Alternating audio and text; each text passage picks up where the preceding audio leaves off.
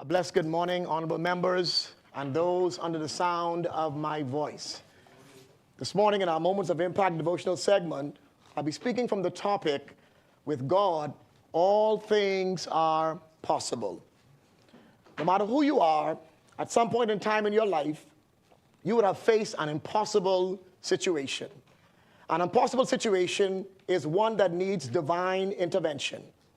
As a nation, I think we all would agree that we have some impossible situations that we are faced with, such as crime and violence being atop the list. However, no matter how impossible the situation we might be facing, we must know and remain confident that with God, all things are possible. I recall a story in 2 Chronicles chapter 20, where the nation of Judah, which was being led by King Jehoshaphat, was facing an impossible situation. There were multiple armies from Ammon and Moab and Mount Seir that were collectively greater in size and power that were coming up against them. The scripture says, King Jehoshaphat feared and set himself to seek the Lord and proclaimed a fast throughout all of Judah. And Judah gathered themselves together to ask help of the Lord. Even out of all of the cities of Judah, they came to seek the Lord. The Lord responded to their cry by telling them, "Be not afraid, nor dismayed by reason of this great multitude, for the battle is not yours, but God's. You shall not need to fight in this battle. Set yourselves, stand ye still, and see the salvation of the Lord with you, O Judah and Jerusalem. Fear not, be not dismayed. Tomorrow go out against them, for the Lord will be with you." So the people began to sing and praise, and the Lord set ambushments against the children of Ammon, Moab, and Mount Seir, which were come against Judah, and they were smitten. For the children of Ammon and Moab stood up against the inhabitants of Mount Seir, and they utterly slayed and destroyed them. When they had made an end of the inhabitants of Seir, everyone helped to destroy one another. This biblical story teaches us that as a nation, when we are faced with an impossible situation, we must seek the help of Almighty God, who has the ability to make the impossible possible. It's important to note in this story that it was the king who represented the government of the day who sought the Lord and called for a fast in the land. It was not the prophet, neither was it the priest that was in the land. In an interesting twist of events in this story, instead of the three armies fighting against Judah, they were all now in a state of confusion, and they began fighting each other. In the end, Jehoshaphat and his people won the battle against these great armies because the Lord fought for them. Indeed, God works in mysterious ways. I leave you with this final thought today. No matter how impossible the situation may be that you're facing, whether it's a negative doctor's report, whether it's a sickness, a relationship crisis, spiritual warfare, even a court case, or a financial crisis, seek the help of Almighty God. He will not leave you defenseless. We serve a God who can do exceedingly and abundantly above all we can ask or think, according to the power that worketh in us. Always remember, with God, all things are possible. Selah. Think and act on these things. Let us pray. Our gracious and eternal Father, we honor you for who you are. You are indeed our refuge and our strength. You are a very present help in the time of trouble. Therefore, we will not fear, though the earth be removed, and though the mountains be carried into the midst of the sea, though the waters thereof roar and be troubled, though the mountains shake with the swelling thereof. We will keep our eyes on you, Almighty God, for you are the God of the impossible. O Lord, you know the impossible situations we faced here in this nation with crime and violence. We ask you, Almighty God, today to intervene on our behalf. We ask you, Father, to rid the hearts of the people in our nation of hatred and anger and malice and bloodthirstiness. May they have love and compassion for each other. May your peace prevail in our land. Oh Lord, today we lift up our political leaders We ask, God, that you would give them wisdom to navigate our country to greener pastures. Oh Lord, show yourself strong on their behalf. Give each of them the strength and the fortitude to manage their political portfolios. Now, Father, we ask you today to superintend the affairs of this house and be exalted in all that is said and all that is done. Continue, Almighty God, to have mercy on our nation. And please, God, withhold not your hands from us. We ask these things in no other name, but in the name of Jesus we pray. And everybody say, amen. Let us pray the Lord's Prayer. Our Father, who art in heaven, hallowed be thy name. Thy kingdom come. Thy will be done on earth as it is in heaven. Give us this day our daily bread, and forgive us our trespasses, as we forgive those who trespass against us. And lead us not into temptation, but deliver us from evil. For thine is the kingdom, the power, and the glory, forever and ever. Amen.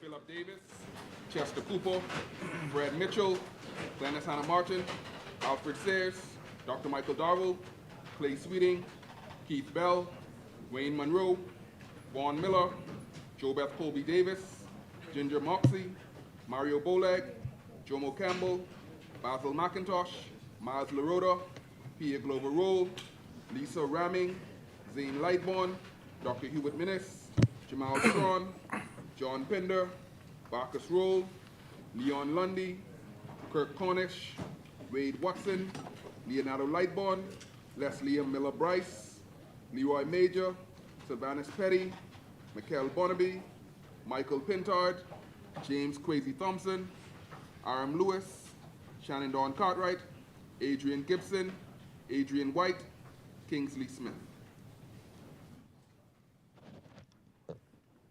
Good morning, honorable members.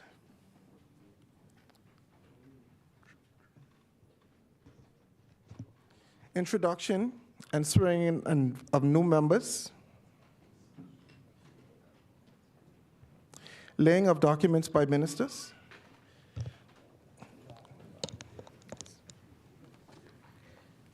Morning, Mr. Deputy. Mr. Deputy, I beg leave to lay on the table of the House a copy of the following: the Price Control Gasoline and Diesel Oil Amendment Regulations 2024. On behalf of the Honorable Minister of National Security. Order that the documents be brought up.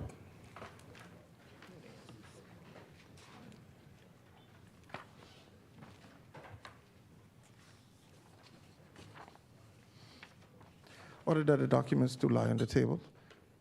Further laying of documents by ministers. The chair recognizes the honorable member for Golden Gates. Mr. Deputy, I beg leave to lay on the table of the House a copy of the following: the Public Debt Management Bahamas Registered Stock 2027, 2029, 2034, and 2054 Directions 2024 on behalf of the Prime Minister and Minister of Finance. Order that the documents be brought up.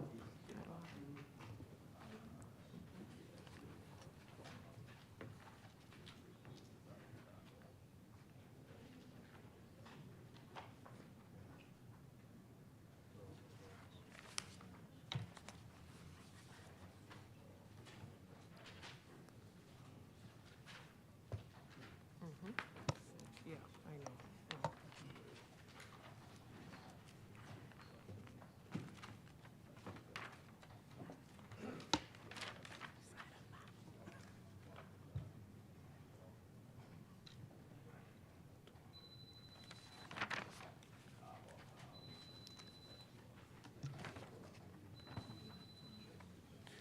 Order that the documents do lie on the table.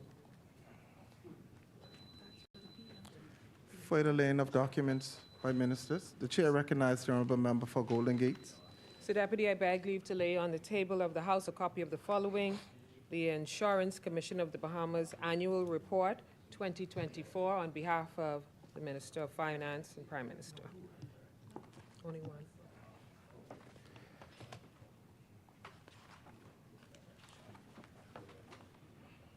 This was 2023.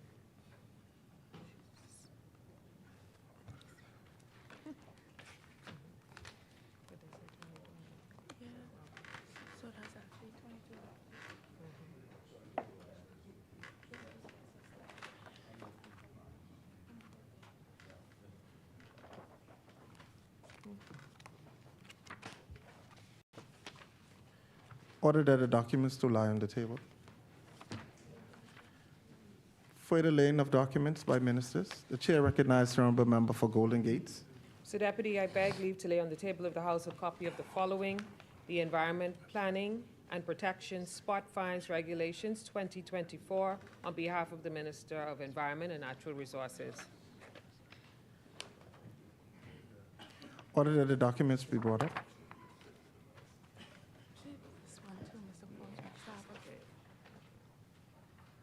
Beg leave later.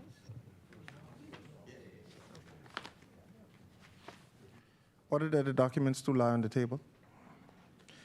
Further laying of documents by ministers.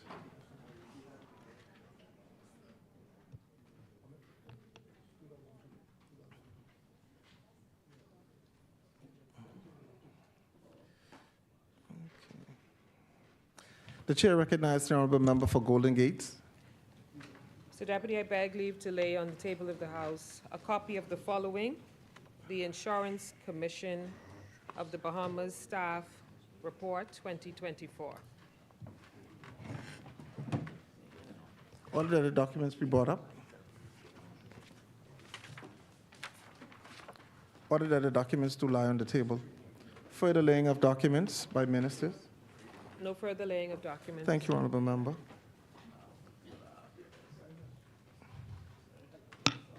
Communications by the clerk. Thank you. Message from the Governor General.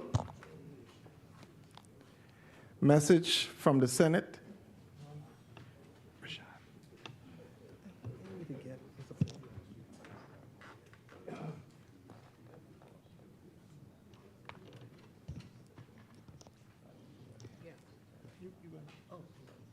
Oh, okay. All right, never mind.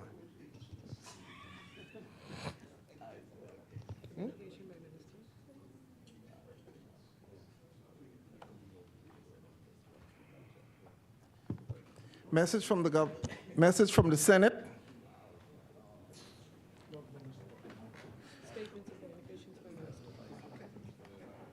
Statement and communications by ministers. The chair recognizes the honourable member for Garden Hills. Thank you, Mr. Speaker. Mr. Deputy Speaker, it's always an honor and a privilege to stand in this honorable house to represent and speak on behalf of the people of the great constituency of Garden Hills. Mr. Deputy Speaker, before I commence my communication, I would like to take this opportunity to send condolences to the family of Mr. John Burrows within the Garden Hills constituency and all others who would have lost loved ones within the past few days. May their soul rest in peace. I would also like to take this opportunity and wish a happy birthday to one of my stalwart councillors, Nicola Sands, who reached the age of retirement today. And so I want to wish her well wishes in her future endeavors.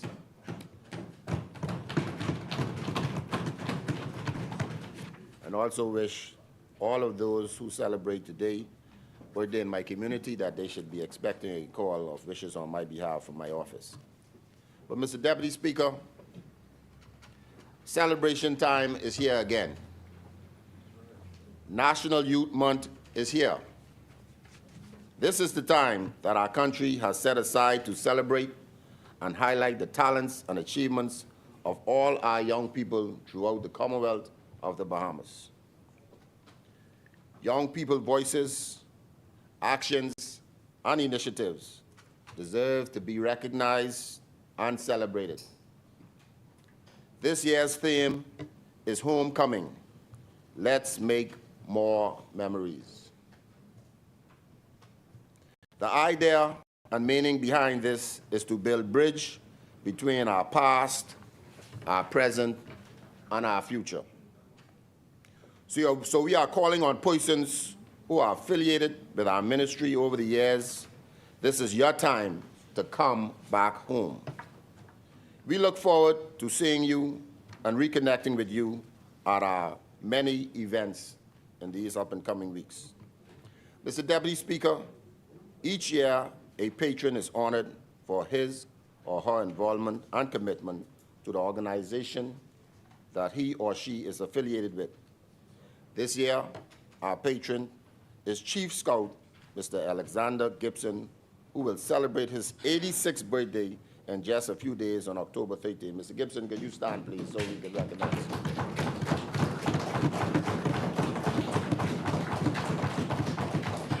Thank you. You may be seated.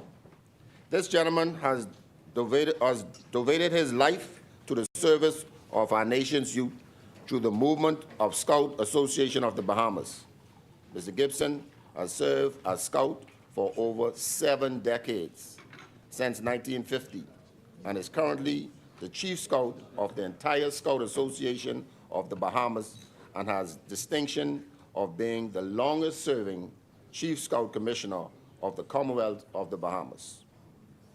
Our posthumous patron for this year's National Youth Month was a nation builder and lifelong advocate for youth development in the Bahamas, up until her passing at the age of 85 in the year of 2021, the Reverend Dr. Marina Princess Sands, who pastored Judea Baptist Church, was dedicated to the establishment of youth ministries throughout the Bahamas, National Baptist Ministry, Missionary and Educational Convention, pioneering youth bands, beach picnics, after-school programs and outreach, Christmas events, and back-to-school giveaways. I would like to recognize her family, who is also in the gallery. Would you please stand for me?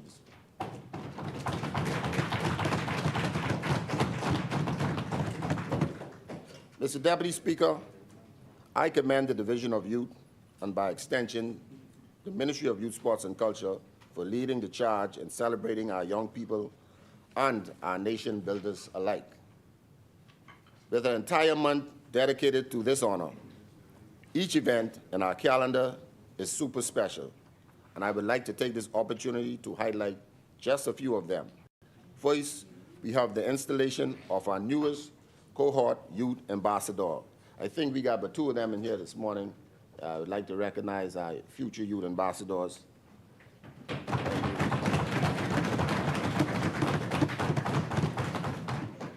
Mr. Deputy Speaker, we are so proud of these young people who will be representing our country locally and globally in various forms and with various organizations such as CARICOM, United Nations, the Commonwealth, and the likes. Mr. Deputy Speaker, a few of them are here today, as I indicated. Mr. Deputy Speaker, on Sunday, October 13, we will have our most popular National Youth March, where our young people, youth leaders, and youth organizations will parade the streets of the capital in a spirit of unity and togetherness. Mr. Deputy Speaker, we also have the Covenant National Youth Awards taking place on Tuesday, October 29th at 7 p.m. at Evangelistic Temple, where our young people will be showcased and highlighted by their brilliance, for their brilliance. Mr. Deputy Speaker, for the very first time, and I repeat this, for the very first time, we are so proud and so excited to launch the inaugural sitting youth parliament. Not one-day sitting, but a sitting youth parliament, where our young people from the ages of 16 and 35 will serve a 2-year term as youth parliamentarians in the National Youth Assembly and youth senators in the Youth Senate. Colleagues, that's the very first time. I almost want to steal BTC's slogan to say, this administration have done it again, for the very first time.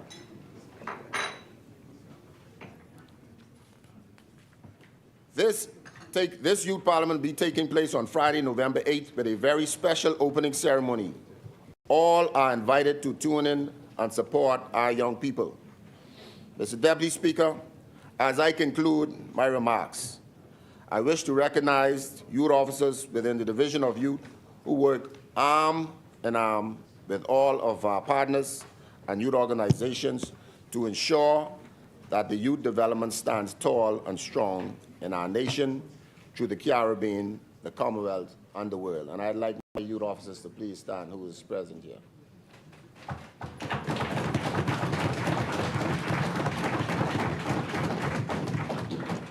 Mr. Deputy Speaker, I rest as we begin the celebration of our young people within our nation during the month of October. I thank you.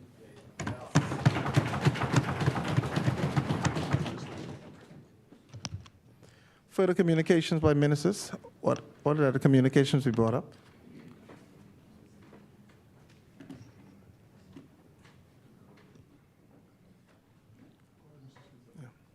Further communications.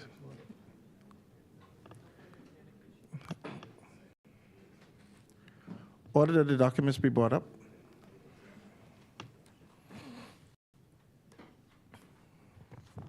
Order that the documents to lie on the table.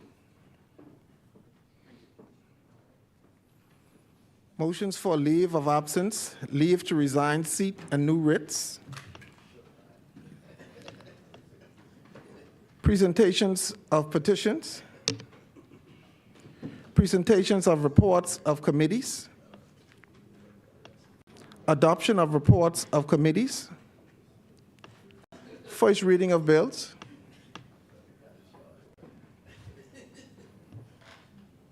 The chair recognizes the honorable member for Centerville.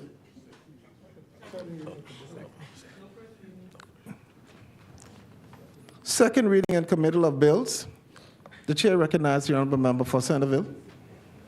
Good morning, Mr. Deputy Speaker. Mr. Deputy Speaker, I'm grateful to the Almighty God for his continuous blessings and mercies on myself, my family, and this great country, and to all who call it home. As always, Mr. Deputy, I cannot go without mentioning the great people of Centerville who have sent me to this place and continue to support my efforts to represent and assist them to the best of my ability. Since I last spoke in this place, Mr. Deputy, Team Centerville and I, along with our partners and friends of the constituency, have been able to get some positive things done, whether it be the cleanups, the walkabouts, the exercise programs, and even the launching of some very successful back-to-school events. I wish to take this time, Mr. Deputy, to say a heartfelt thank you to the team from Urban Renewal and the Airport Division of Immigration, who joined us in Centerville at our DeVoe Street Center to participate in a back-to-school program. It was well attended and much appreciated. I also had the opportunity, Mr. Deputy, to visit the schools in my constituency during the students' first day back for the new school year. And it's nothing like seeing those students in their new uniform and clean shoes, bright smiles and bushy-eyed, ready for what the new school year has to offer. I can also report that the work on the Centerville Community Center continues. We're following in the footsteps of our brothers and sisters from Nassau Village, and we are well on the way. Fox Hill First is correct. We've built our outer walls on the first floor and have framed the windows and door openings, and we will soon be moving on to the second floor. And I want to take this opportunity to thank the team that is working on the project for their attention to ensuring that this community center is built to the best standard for the future use of residents. Upon its completion, we anticipate the launch of swimming lessons, language, foreign language classes, senior citizen centers, soup kitchens, and a convention or conference room to be the envy of that in Fox Hill.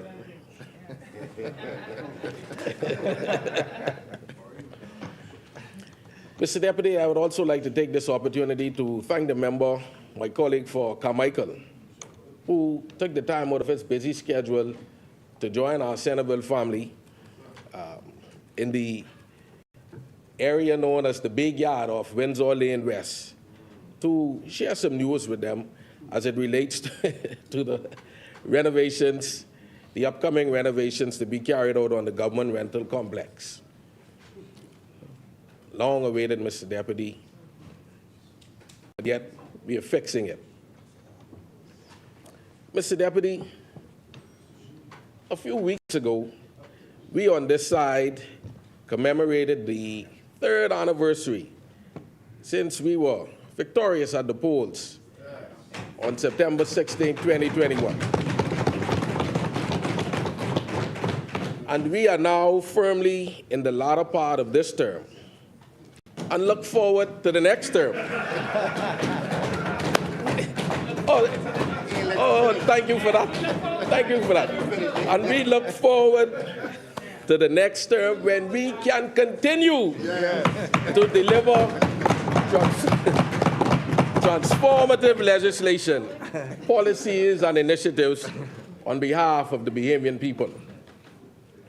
There is no doubt that we have come a long way from where we were in September 2021. We have turned the page on many things, but there's still much more to do in order for our people to be able to feel the fruits of our efforts. While there are many people whose lives are markedly better, we must continue to ensure that as many as possible are included in the prosperity that is already here and that is in the pipelines for the Bahamas.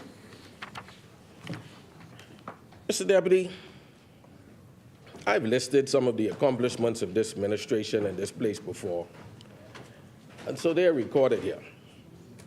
That list has since lengthened since that time and will continue to lengthen with God's help as we move forward in this term. We understand the plight of our people, St. Barnabas. We are doing our best to address long-standing issues and those that continue to come up on a daily basis. Those of us on this side. Member?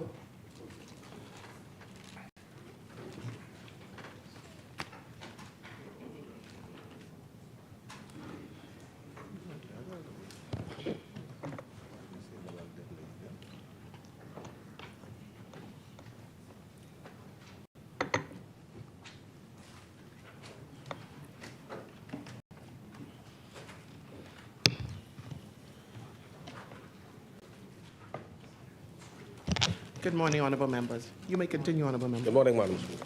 Good morning. Much obliged. Madam Speaker, those of us on this side, we acknowledge we are not perfect by any measure, but we are working hard every day to ensure that this country remains in a better position and condition than we met it in all sectors. Madam Speaker, as we are well aware, animals are an important part of our society. They serve as pets, livestock, as vital parts of the ecosystem and food chains. They are part of tourist attractions and even serve in our uniform branches. And today, I am happy to open debate on the Veterinarian Medical Bill 2024. Madam Speaker, with that being said, you can see that the gallery today is full to almost to capacity. I would like to take this time, Madam Speaker, to acknowledge the presence of members from the Ministry of Agriculture and Marine Resources. If you could please stand.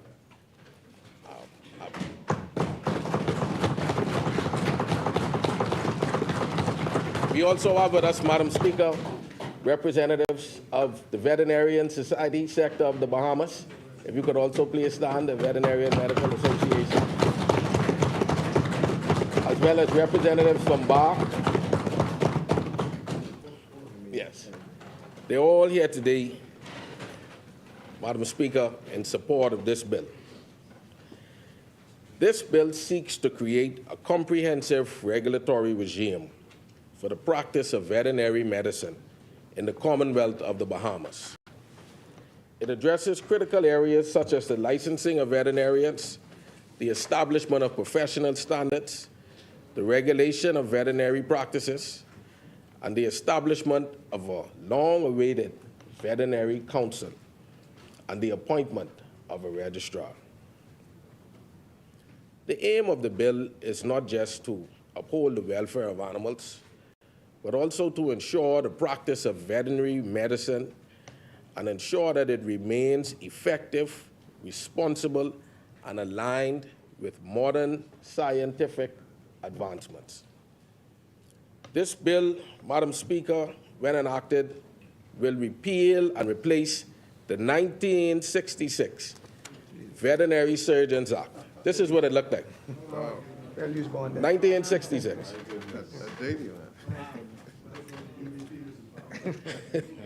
Which currently provides for the registration of persons qualified to practice veterinary surgery and regulation of that practice. From this, Madam Speaker, to this. Oh, yeah. Madam Speaker, the enactment of this legislation will create the Bahamas Veterinary Council. The council will consist of 9 persons, including the Director of Veterinary Services, 2 veterinarians registered under this act, working within the public service, 4 veterinarians registered under this act are nominated by the Veterinary Medical Association of the Bahamas, along with 1 veterinary professional and another person. Those appointed to the council will serve a term of 3 years.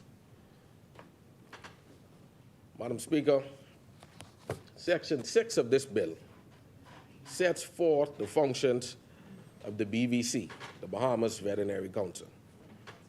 And they include considering and approving the qualification of vets and veterinarian paraprofessionals who apply for registration under the Act, consider and approve the qualifications of veterinarians registered and licensed under the Act, register and license persons who satisfy the requirements for registration and licensing under the veterinarians under this Act, register veterinary paraprofessionals under the Act, regulate the standard of practice of veterinary medicine, establish and maintain a system of ongoing assessment of the adequacy of training of veterinarians to ensure conformity with established national and international standards, the ability and competency of a veterinarian to provide veterinary medical services,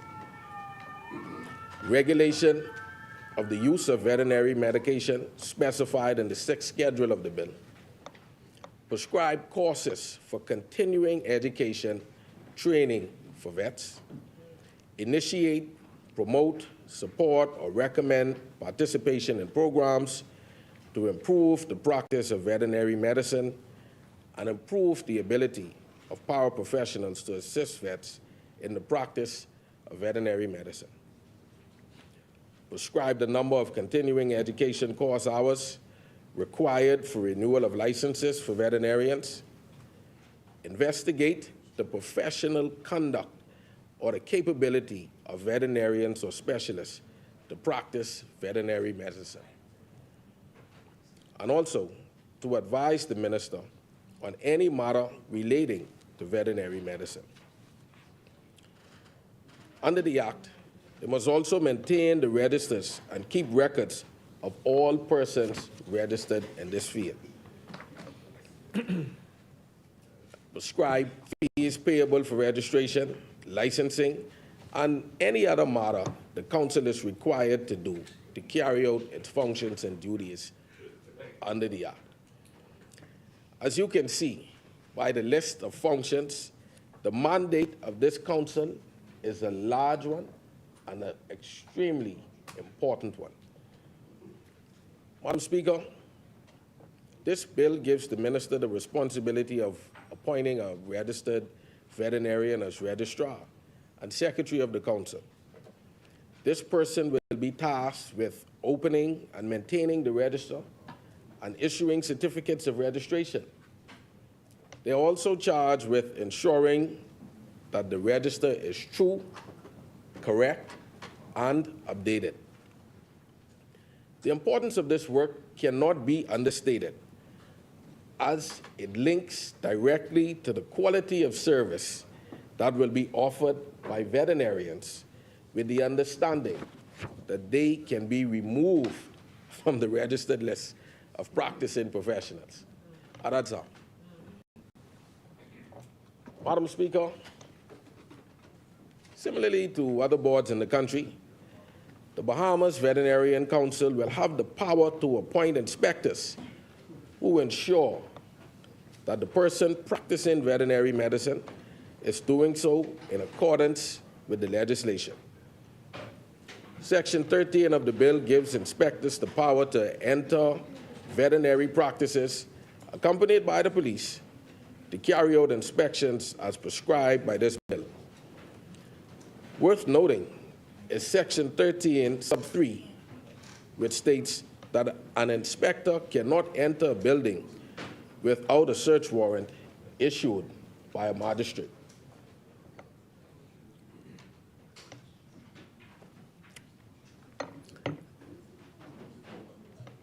Section 13, subsection 4 also ensures that an inspector carrying out his duties in the proper manner cannot be obstructed from doing so, and that those who seek to obstruct the lawful inspection of a building where it is suspected of being used for the practice of veterinary medicine in contravention of this legislation commits an offense that carries a penalty of up to $30,000 or imprisonment for a term of not more than 2 years, and if the case deems it necessary, both.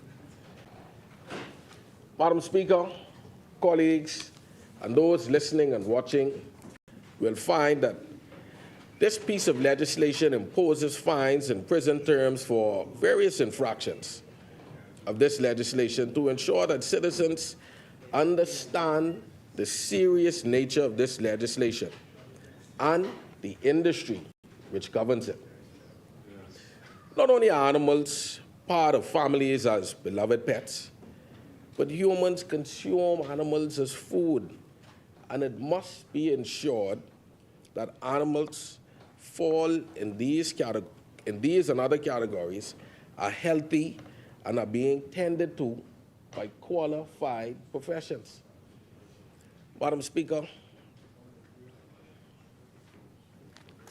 the front page of today's headline says this, but right underneath it, Madam Speaker, there's an article that says, fear of animal torture as dog is rescued.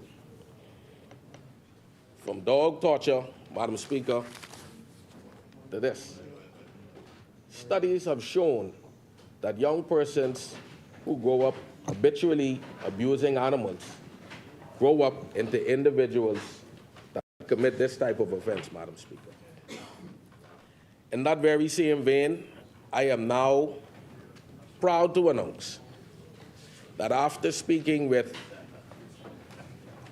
relevant parties, I can safely say that we, again for the first time in this country, now have the first animal abuse case before the courts in the Bahamas, and we have successfully entered in a plea agreement regarding that matter for the first time.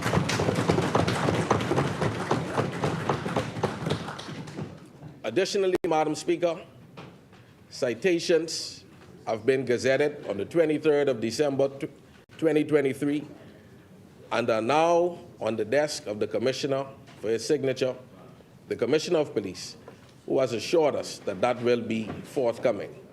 Those citations will enable animal wardens to be accompanied by police to issue citations for certain infractions as they relate to animal abuse.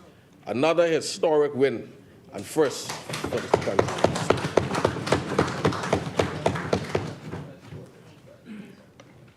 Madam Speaker, in line with this need for qualified professionals, this bill sets forth the qualifications needed by a person for registration. In Section 15, it says a person shall be qualified to be registered as a veterinarian under the Act if he or she, firstly, is a legal resident of the Bahamas, holds a degree in veterinary medicine from a university accredited by the National Accreditation and Equivalency Council of the Bahamas, established by the CMAC. So from right there, that counts me out, Madam Speaker. And thirdly, he or she is a member of the Veterinary Medical Association of the Bahamas. Madam Speaker, as is done in other medical professions, persons duly registered with the BVC must swear or affirm the veterinarian's oath as set out in the third schedule of this bill. And this oath, Madam Speaker, is really serious business. It states that I, John Doe, being admitted to the profession of veterinary medicine, solemnly swear that I shall use my scientific knowledge and skills for the benefit of society through the protection of animals, the relief of animal suffering, the conservation of livestock resources, the promotion of public health, and shall at all times support the advancement of the knowledge of veterinary medicine. I shall practice my profession conscientiously, with dignity, and in keeping with the principles of ethics, of veterinary medicine. I accept as a lifelong obligation the continual improvement of my professional knowledge and competence. So help me God. Well, now that's serious business. This is a lifelong obligation that they're swearing to, Madam Speaker. A similar oath must be sworn or affirmed by a veterinary paraprofessional who must also be registered under this legislation. And Section 20 outlines the qualification and registration of veterinary paraprofessionals. Subsection 1 of Section 20 states that a person shall be qualified for such registration if he or she is a legal resident, has successfully completed a bachelor's degree in veterinary health science, veterinary nursing, animal health science, or veterinary technology, or has a post-secondary school training of 2 years or more in veterinary health science, veterinary nursing, animal health science, or veterinary technology at an accredited institution approved by the Council.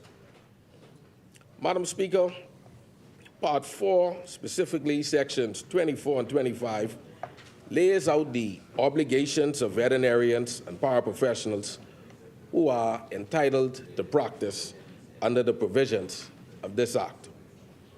Now, there are some exemptions provided for in the Act, and Section 26 states that, notwithstanding any other provision of this Act, it shall not be an offense for any person who is registered and not licensed as a veterinarian under this Act, or is not registered as a paraprofessional and is in the service of BASFA, the Bahamas Agriculture, Health and Food Safety Authority, or a livestock-based research organization where research is conducted for educational purposes, or such other authority, organization, or institution as the minister may, by notice in the Gazette, declare to be an approved body for the purpose of this provision. If in the course of his or her service he undertakes such procedures as he or she may be required to perform under the supervision of a veterinarian registered under this Act. Madam Speaker, this bill, when passed and enacted, gives the Veterinary Council the power to cause for there to be an inquiry, whether by its own motion or because a complaint against any or because of a complaint against any registered veterinarian. A committee of 3 council members are to be delegated by the chairman, one of which will preside over the inquiry. And a record of the inquiry must be kept, and persons can be summoned as witnesses. Section 35, subsection 11 states, a person who fails or neglects when summoned by the committee to attend or who gives false evidence at an inquiry under this section, knowing such evidence to be false, commits an offense and is liable on summary conviction to a fine of $10,000. Madam Speaker, the Council is also empowered to impose disciplinary action against registered persons should they be found to be in contravention of this Act by the Inquiry Committee. Section 36, subsection 2 prescribes the various ways in which the Council can impose disciplinary measures.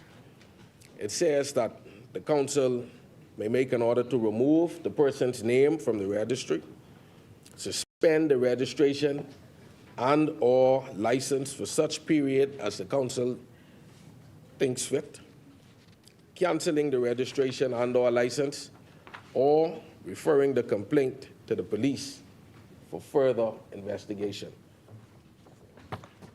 Now, there's always an appeal process. And persons who feel that they have been handled unfairly by the Council can appeal to the Supreme Court within 21 days of receipt of the Council's decision. Madam Speaker, the Ministry of Agriculture and Marine Resources and all of the relevant stakeholders have taken care to ensure that this bill will encourage best practices in the veterinary industry, and that it will be a catalyst to not only expand the industry, but to assure present livestock farmers and future farmers that there are qualified and regulated professionals in this country that can tend to their animals.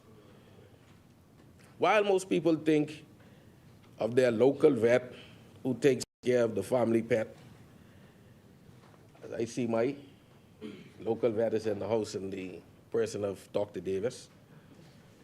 This legislation also encompasses the care of hundreds of thousands, if not millions of dollars in assets to large-scale livestock farmers.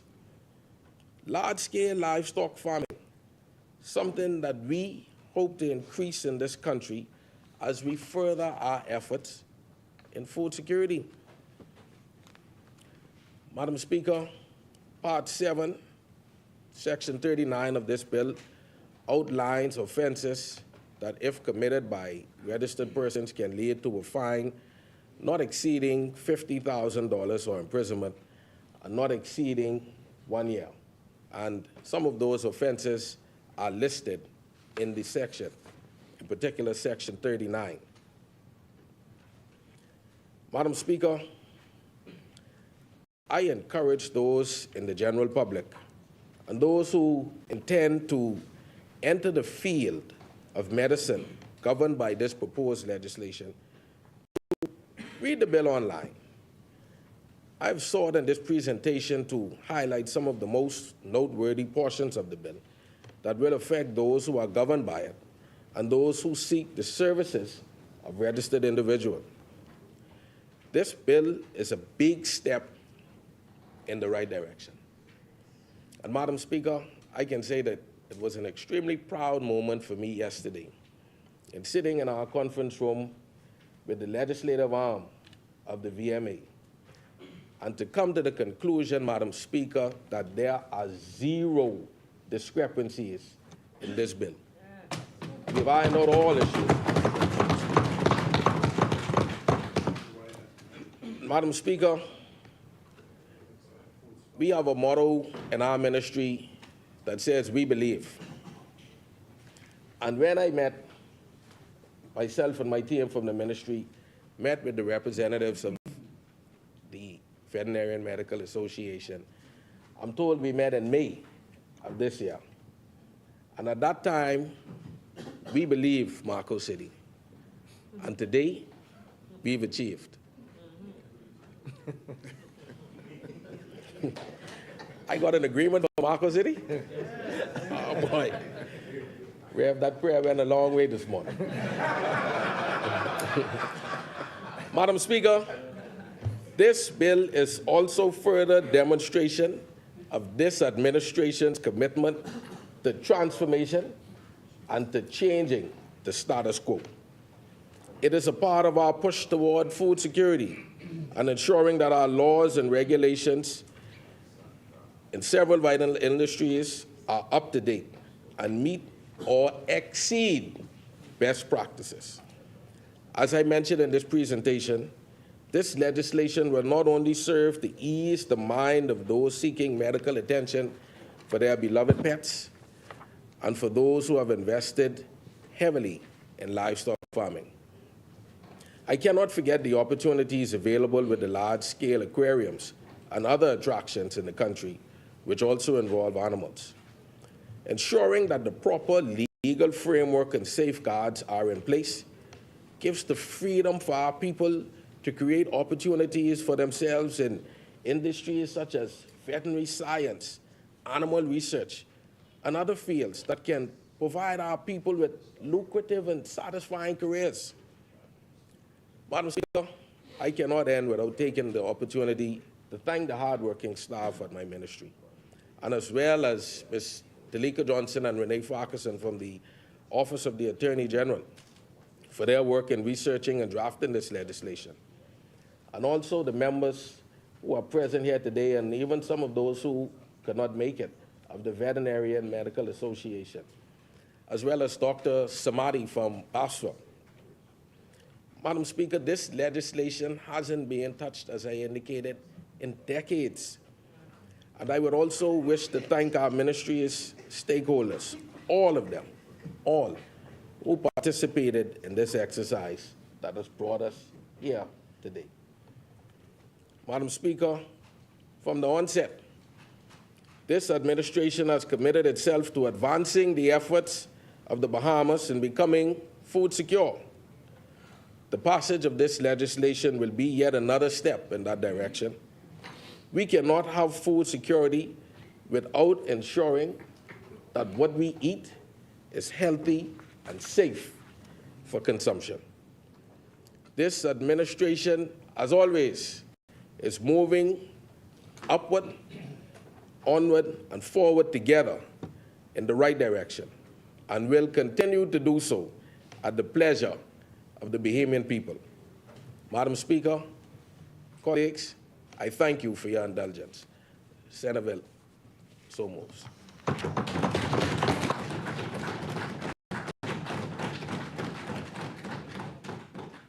Thank you, Honorable Member. Is there a seconder?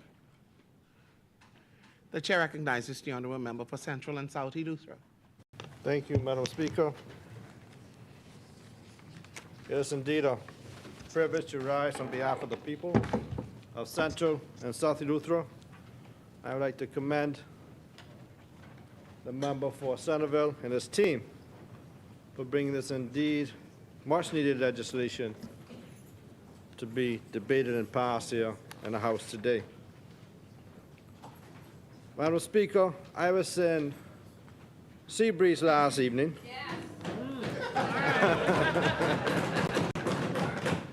At a branch meeting, and I thought it was a rally for a minute. That's right.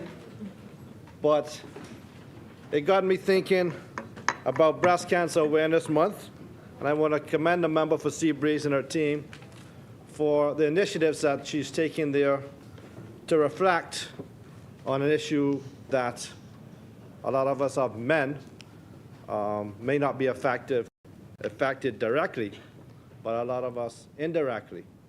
When I think of my grandmother, Pearl, who was one of the backbones of my life, who passed away from breast cancer. And I think about my mother, and then you look at my wife, who has been tested to be susceptible to this disease. And then you look at these people, Madam Speaker, these women, and they are the ones for the reason that most of us men are able to be in these places and represent the people in our constituencies. Because when you look at my team, most of them are women, and the reason I'm the man I am today is because of women. So today, I call them out to celebrate them, to honor them, and to advocate for them on behalf of all the women throughout the constituency of Central and South Eleuthera who are still plagued with the issues of breast cancer. One of my bravest supporters, Ms. Grace Sweden, from South Eleuthera, who on the heels of her husband being laid to rest, underwent a double mastectomy and is now undergoing treatment to beat cancer, Madam Speaker. Yes. This is a battle that many have conquered. Many have succumbed to the fight. So we are praying for the people that love them. We are praying for people that have this disease. And if you look on my Facebook page, you'll find a link for Grace Sweden to help to support her fight against breast cancer. So what are we, Madam Speaker, if we are not our brother's keeper, or sister's keeper in this case? So during this month of October, we join the world in observing this month. And I encourage you women to get tested. Early detection is still the best means of fighting this disease and winning. Madam Speaker, we live in a country where our population is dominated by females. We appreciate our mothers and our sisters and our daughters, and we pray that everyone in the midst of this battle can ring that bell and declare that they are victorious.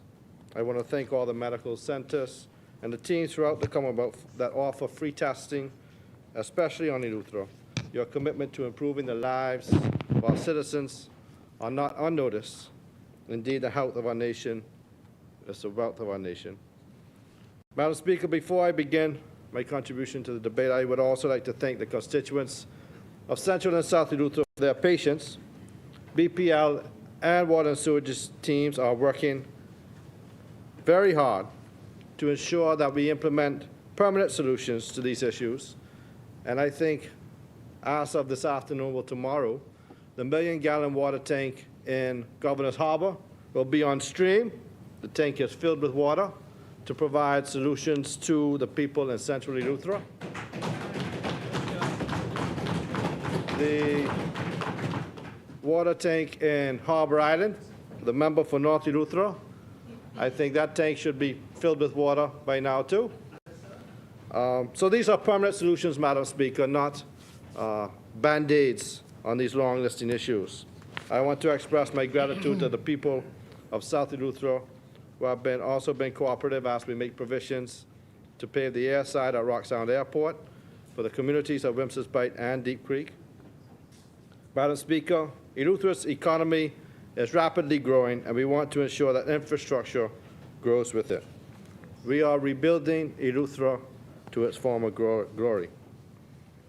That said, Madam Speaker, I'm proud to rise as the former Minister for Agriculture and Marine Resources to debate and second the Veterinary Bill 2024. This legislation reflects the ongoing commitment, as my colleague for Centerville stated, of this administration to modernize the vital sectors that contribute to the health and well-being of our country. As we know, veterinary medicine plays a pivotal role in not just caring for our pets and livestock, but also in ensuring food security, disease mitigation, and public health. And today, we set the stage for significant improvements to this essential profession. When I was Minister of Agriculture, and I was apprised of this legislation as it had been modified since the 1960s. Now, I didn't have a copy like the member for Centerville had, the old copy. I couldn't believe it. And, you know, it took this administration, took the member for Centerville, to bring this bill to really bring transformational change to the sector. At that time, for context, in the 60s, it was predominated by veterinarians from non-Bahamians, largely from Great Britain, And after gaining independence in 1973, the Bahamian government, under the leadership of Sir Lyndon Pinlin, pushed for Bahamianization in so many sectors, and veterinarian was one of them.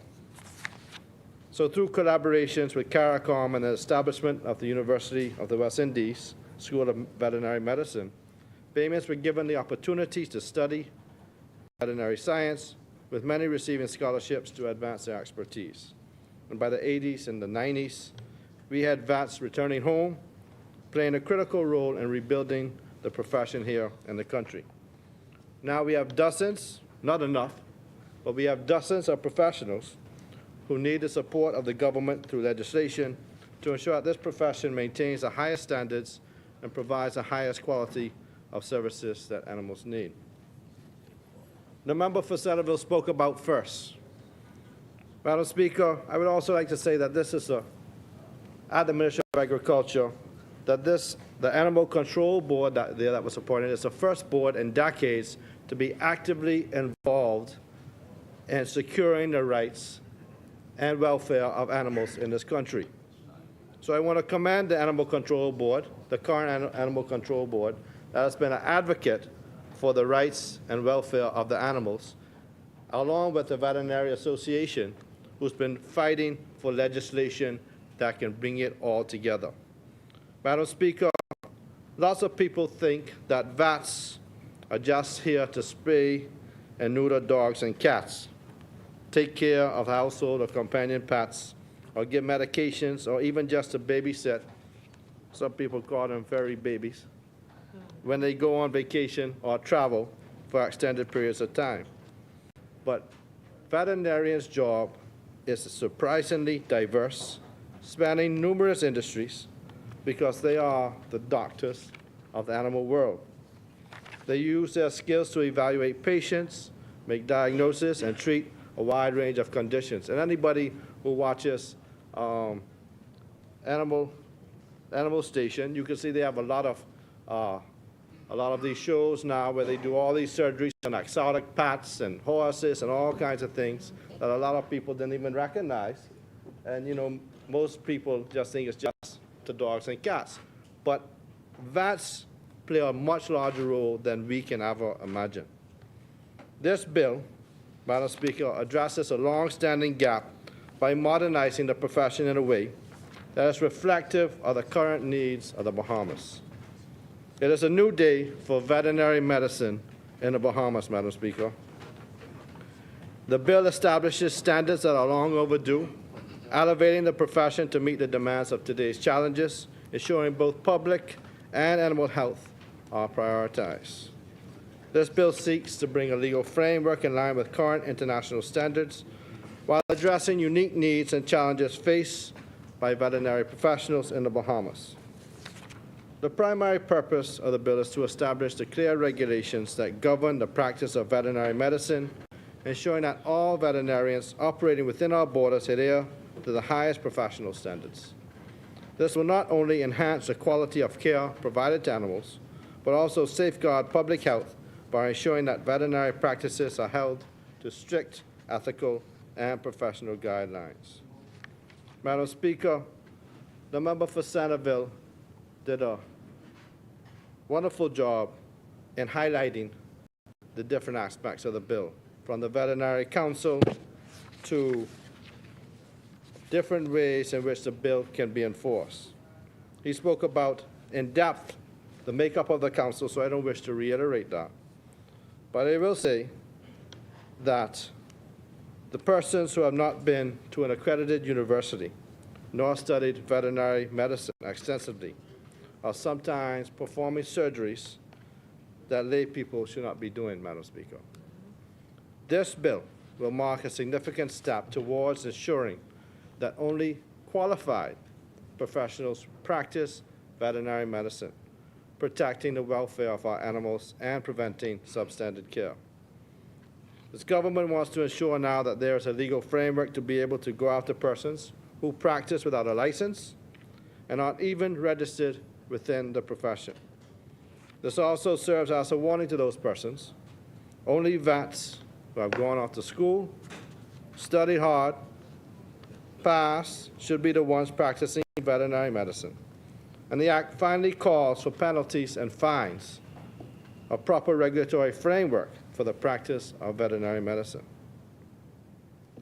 The member for Centerville also spoke about the inspectors and the role that they would play. Under this bill, it is critical, especially in the light of the growing concerns that this bill gives, that inspectors have the authority to investigate, ensuring that the standards are upheld and offenders are penalized. You see a lot in regards to organizations like BARC and the Bahamian Humane Society, where they are face-to-face with these kind of issues. And the member for Centerville spoke about the issue in the paper today, where this bill will help to bring some framework to penalize those persons that act in contrary with the law. So not only those unregistered that are functioning as veterinarians, but also those registered or licensed veterinarians who violate the policies and procedures governing the profession and who may be charged with a criminal offense may have their registration or license suspended. So those convicted of serious crimes punishable by 2 years or more in prison face cancellation of their registration, removal from the register, and their license revoked. Madam Speaker, there are many significant benefits to the bill.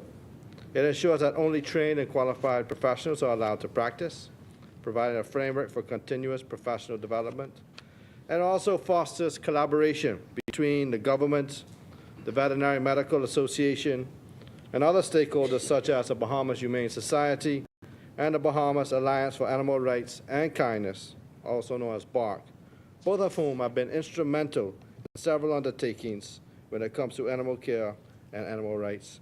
I would like to congratulate those organizations for their advocacy to ensure that this legislation is brought here today. Madam Speaker,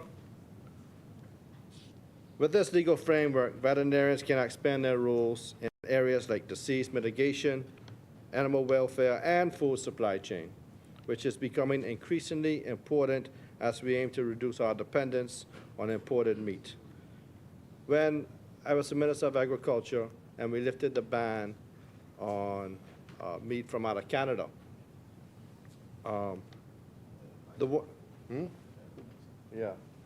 the ones who played an intricate role in putting the framework together on how it would be inspected, how it would be imported, was veterinarians.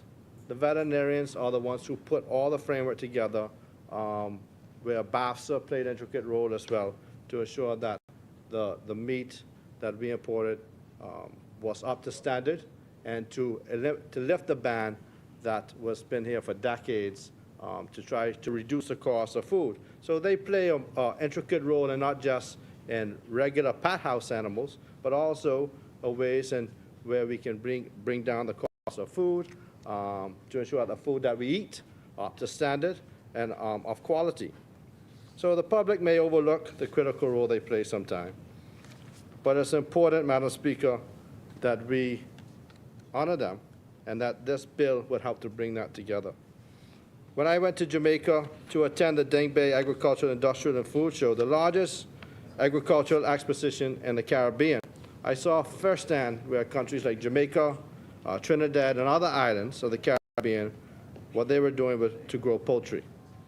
Jamaica is self-sufficient in poultry and in eggs. They're also growing towards beef, pork, and other animal meat. We need to have lots of production in the same way so that we can feed ourselves and to be self-sufficient in having food that we grow and eat. The PLP government brought the narrative with the vision of the former Prime Minister, Perry Christie, who started BAMSI, when our current Prime Minister was the Deputy Prime Minister. It was this PLP government, Madam Speaker, who brought BAMSI to Andros, an ingenious and timely institution designed to be leading in research and development, training, and inspiring our next generation of leaders in food production, manufacturing sector, and aquaculture, Madam Speaker, where we're even seeing the growth of the tilapia farm. Madam Speaker, Madam Speaker, I couldn't resist. I am reminded, Madam Speaker, The tilapia is growing again, by the way, Madam Speaker. Madam Speaker.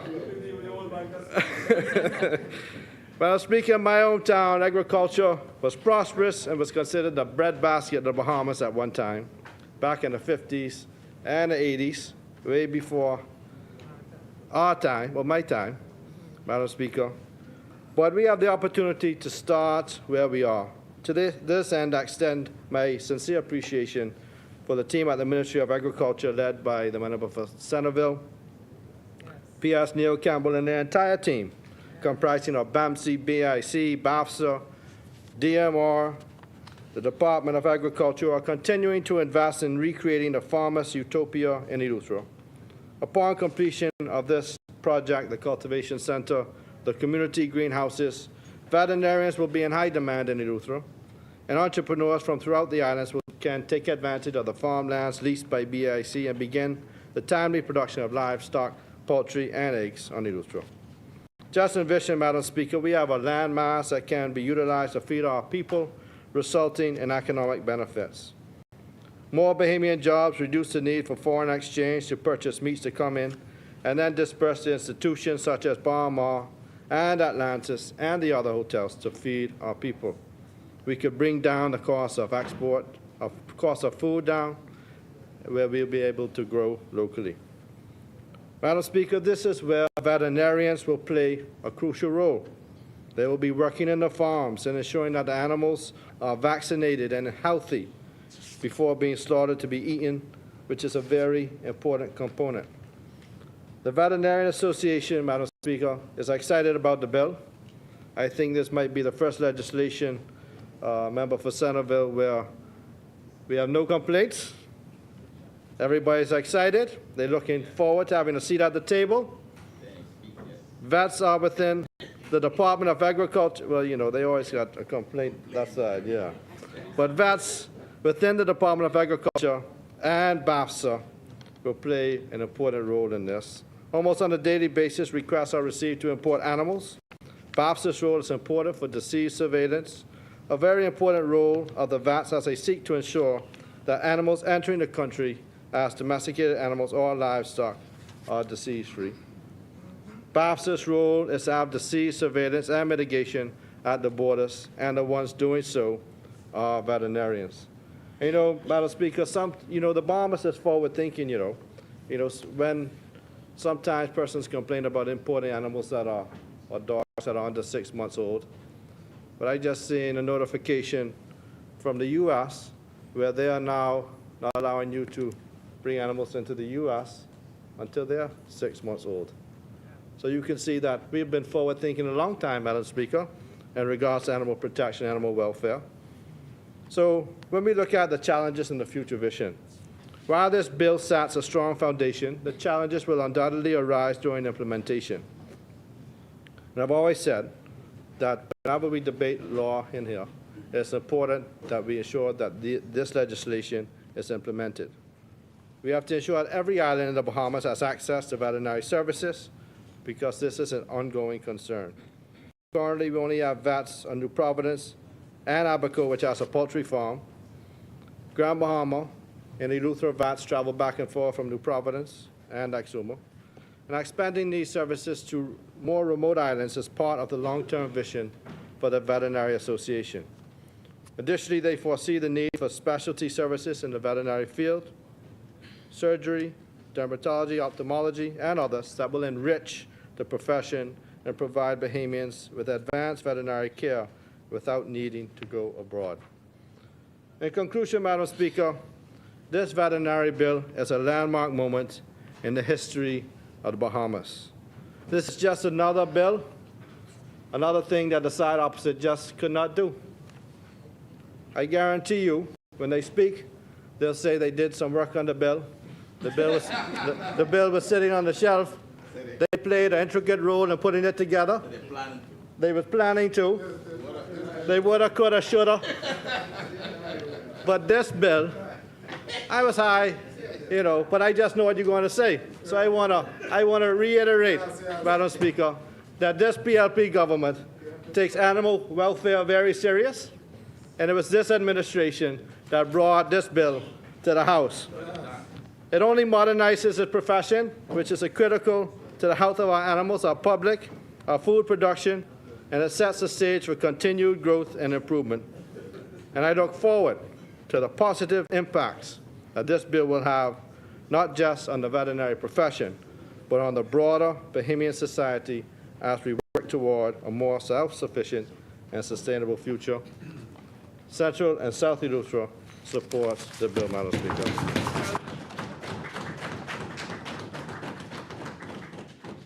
Thank you, Honorable Member. And thank you for wearing pink in support of us women as we celebrate breast cancer awareness. It has been moved and seconded that the following bill be read a second time and committed. A bill for an act to make provision for the registration and licensing of veterinarians, the registration of veterinary paraprofessionals, the regulation of the practice of veterinary medicine and related purposes.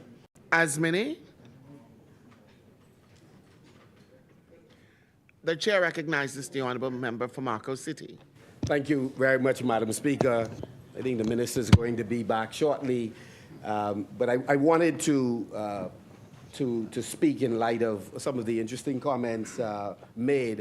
The deputy had intended to lead off this debate, but I think it's only fitting that we have three former ministers, three ministers of agriculture in a row, lend support to the bill consecutively. So, Madam Speaker, let me just say from the outset that the opposition fully intends to support this bill and to commend the most important persons who have played a role in the development of this bill in order to transform the sector, and that is the veterinarians, the animal scientists, and the technical team at the Ministry of Agriculture.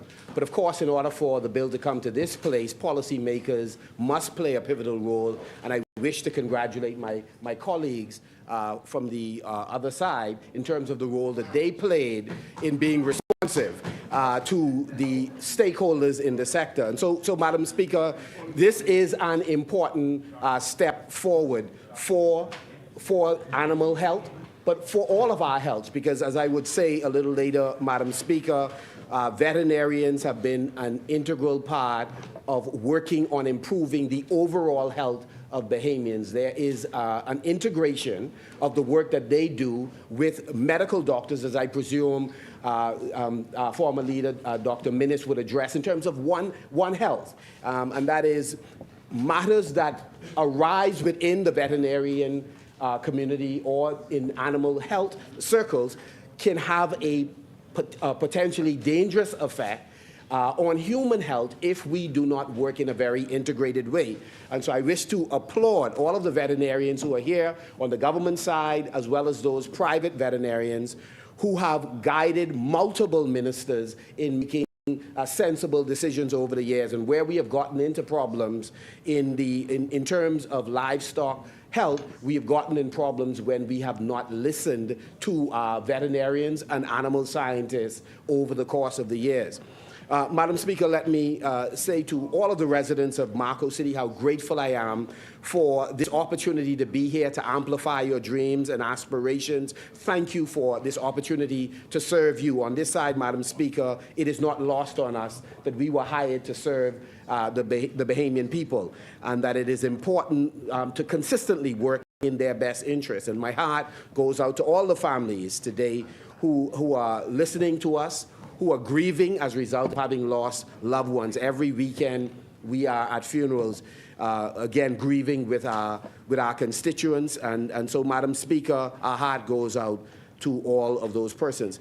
So, Madam Speaker, just for a few moments, I'd like to speak on the bill, and more importantly, Madam Speaker, to speak on the ongoing work of veterinarians and animal scientists and technical teams at the ministry, those that volunteer through the Humane Society, both here in New Providence and in Grand Bahama, who are deeply under-resourced, and all of the allied services provided by others, Madam Speaker, in stables and kennels across the Commonwealth of the Bahamas. And then, of course, Madam Speaker, farmers, Madam Speaker, who in some cases fill the gap but fill the gap under the guidance and tutelage of persons who are seated in the gallery. I'd also, Madam Speaker, on behalf of all of my colleagues, like to thank the veterinarians who provided us with some guidance on this bill, most particularly Dr. Deandra Delancey Milford. We are appreciative of the guidance that they provided, Madam Speaker, as we prepared for this debate. Madam Speaker, let me begin by just saying something generally about the agriculture sector. It was really an honor to work in the Ministry of Agriculture and Marine Resources with some talented Bahamians who worked under very difficult circumstances, a ministry that is under-resourced, Madam Speaker, in terms of finances, but also under-resourced in terms of human resources. Because if we are to carry out effective extension services to service the family islands, it is critical that we add a larger complement of qualified Bahamians. Madam Speaker, this is precisely why we made the point even in agriculture that when they were hiring a director, that they ought to make sure that they follow the traditional protocols of hiring persons who are able to supervise in an effective way, persons who have degrees in veterinary science, who have, again, PhDs and master's degrees, etc. It is not to say that somebody who doesn't have the capacity, but if you are going to make such a huge exception, one has to be careful how you supersede others who are clearly more capable of administering such a very complex and technical ministry, because there is a misconception, Madam Speaker, about persons who work in agriculture and marine resources. Again, veterinarians faced some of the same things a number of us faced when we came home with degrees in this arena, where a person said, well, you know, we don't have vacancies in this area, that area, but you could go and teach at Program Shore with your a degree in animal science or agronomy, etc. One of the things this bill does is it clearly provides a similar framework that medical doctors, that pharmacists and others have. And so putting in place this framework, colleagues, is an important step forward. It also protects Bahamians against others who come in and poach in the Bahamas to do the work that we have suitably qualified veterinarians to carry out.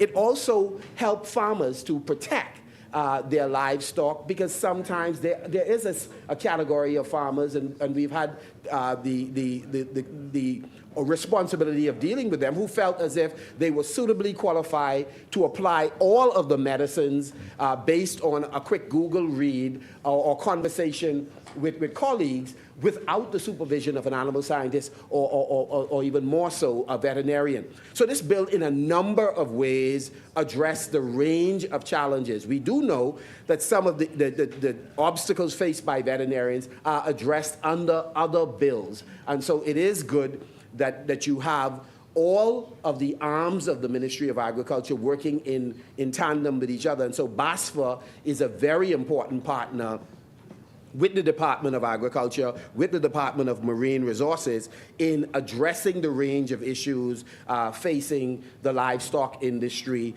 facing animals throughout the Commonwealth of the Bahamas, not associated with agriculture as well. But Madam Speaker, let me just say one additional thing. I listened with great interest as my colleagues opposite tout the tremendous work that they presume that they are doing, which is why it was important for me, Madam Speaker, to say from the break, we come in the House after having delayed people in different sectors for decades and pat ourselves on the back as if we did something incredible, when in fact the bill only got here in large measure because the private sector, the associations, Veterinarian Association, we'll bring something here shortly related to the disabled community. The truth is the delays were ours, policymakers. And again, some of the persons on the government side are old enough to have been in multiple cabinets where they did not do anything. So we should avoid the tribalism and just get on with the business of helping the people. In fact, when I was the Minister of Agriculture, the member for Central Eleuthera, again, and the Deputy Prime Minister, they were all invited to meetings that we had where we made strategic decisions about the Ministry in Agriculture and Marine Resources in general or particular initiatives. And the reason they were constantly consulted was because we didn't want the kind of disruption that happens when governments change, then programs that make sense are ended, or personnel that may have worked under one administration are sidelined or banished somewhere or are released because they don't have a fuller understanding of the role that those persons played. And so I never once came to this house and engaged in this, this petty back and forth about what the predecessors didn't do. Never once. Never once I was in this house and commented on agriculture in that way. I thought that food security and human health was so important that we sought to work in a collaborative way. This is precisely why I had former Ministers Wells, former Minister Alfred Gray, and others on speed dial. Tennyson Wells, Pierre, whoever worked before, we sought to consult on matters and update those who were opposite to make sure that we had some general agreement on the strategic direction of the sector. But I do understand, given the desperate circumstances under which this administration is working, it is important now to tout any degree of accomplishment that you have. And so I'm sympathetic to your posture in the waning days of your administration. But let me say, I was very, very careful, Madam Speaker, because food security is extremely important. And so let me just transition off this point by only making this point. Having heard the tribalism as it relates to agriculture for so long, Madam Speaker, I got up in this house on this spot and I said, for all of you, what you are bragging that you have done in 3 years, name one product. In terms of livestock, in terms of produce, name one product where you have reduced imports by 3%. Forgive me, 2%, 1%, okay, 0.5%. The reality is, for all of what we keep beating up these old desks for and patting ourselves on the back, as a country, we have not collaborated in a meaningful way to fix the entire value chain from production to sale in agriculture, whether it's proteins or whether it's in terms of produce. So we have some work to do. So let us count this as one of the important steps forward in this value chain. It has gotten us closer. It is necessary, but not yet sufficient, because we still have real issues in the country as it relates to the agriculture sector, as it relates to humane society, both in New Providence and in Grand Bahama, being resourced with more resources as it relates to working in tandem with veterinarians in the private sector so that they can do more public-private partnership addressing what the Ministry of Agriculture through animal control does not have the capacity to do. So we have an opportunity. We have an opportunity to not just go to the veterinarian meetings to advance the work that they have been doing for years, but to say, given what you see in the society as it relates to livestock in particular, but animals in general, how can the government and the private sector work in tandem with each other to improve our lives in general? So what are some of those areas, for example? In livestock, Madam Speaker, before we were kicked out of office, one of the cabinet papers that we passed was on the national slaughterhouse system. The abattoir is a disgrace for multiple administrations, PLP and F&M. Furthermore, in family islands, the process by which farmers are engaged in the slaughter of animals, again, remains a case for shame for multiple administrations. But I guarantee you, those persons the veterinarians who are here today, those that are in their practice, the animal scientists, would gladly work with the government to establish a national slaughterhouse system, not one owned by government, but through public-private partnership. The idea is the government can provide the land, for example, even in some cases, the brick and mortar can be provided because the government has a host of buildings that are not utilized or not utilized or in a state of dilapidation.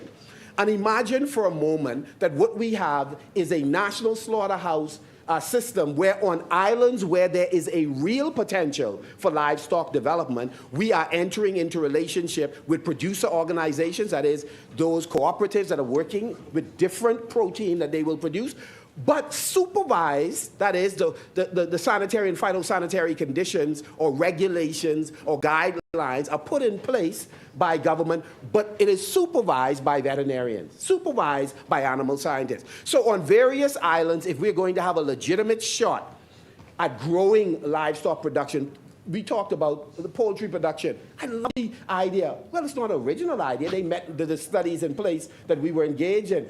But do you, this golden yolk, are you hearing about self-sufficiency in egg or poultry, whether it's turkey or chicken?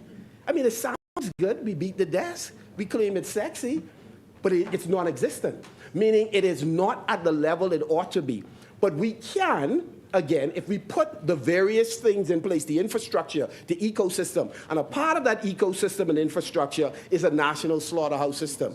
So it would be good if the government, in its next round of discussions with the Veterinarian Association, with the council that will now provide the kind of oversight and guidance for this sector, if the government would have meaningful discussions with them and with farmers in general and come up with a strategic plan for how we can truly, grow the industry as it relates to goats and sheep, small ruminants, and of course, poultry, and of course, larger animals that we consume. So, Madam Speaker, we have a lot of work to do if we are serious about reducing the $1 billion that we presently spend in importing produce, protein, and processed foods. We are not there yet. And this is why the public is frustrated with all of us. They're frustrated because they're saying, for all this talk, for the snapshots, pieces of legislation, pieces of policies are snapshot. The Bahamian people want us to cut a movie because at the end of the day, the snapshot doesn't get us there. It is but one thing in the chain of evolving the sector. But people know they're still going in the food store and the prices are too high. And it's too high on 99% of the things that we're importing, not even on local things. And so, Madam Speaker, we got real work to do. And so I want to say to the veterinarians, those here, those who in their practice, to the relatives, the surviving members of veterinarians who have passed, many of whom I went to school with at Tuskegee University. Of course, we have some of the graduates right here in the gallery as well, Madam Speaker. Persons who have poured their life into trying to improve the country and only to run into, every now and again, stubborn policymakers, Madam Speaker, who only listen under duress. And so, Madam Speaker, let me say several things. One is, I want to say thank you, because there are many Bahamians who are stricken with anxiety, and their greatest comfort isn't necessarily from a human being, but from an animal.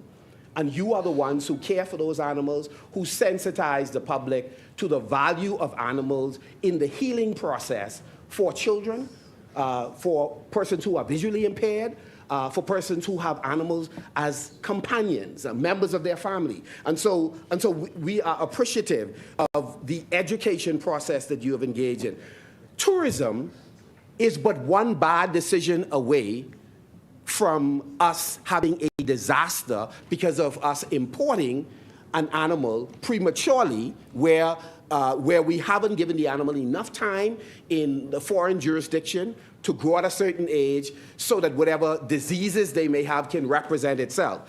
And so what I'm grateful of is having spoken to veterinarians when you're being pressured, sometimes by the moneyed and the degreed and the pedigreed, saying, no, we need to bring these animals in. And when you consult the veterinarians, they say to you that notwithstanding your interest in doing this, Minister, here are the dangers. Because if you bring in the animal and there is a disease that spreads throughout the canine population, all of a sudden, tourists, even those without pets, start fearing a jurisdiction where there can be some massive outbreak. And depending on what the ailment is, humans can be affected. And so you have averted for us so many disasters because of the warnings, because of the education that you've given us. And so we should be happy that you have done work that we could bring here to provide the kind of dignity and framework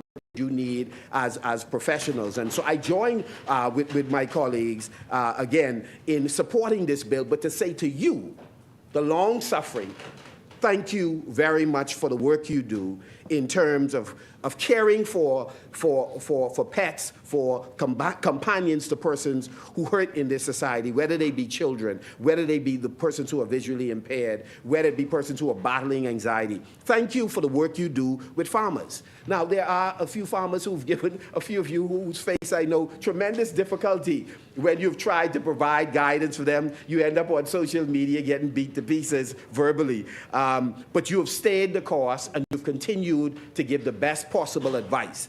And so we ask you to continue to follow the courage of your conviction, and that is providing guidance to people who will only over time appreciate what you were saying to them. Not all of us are qualified to do what you do.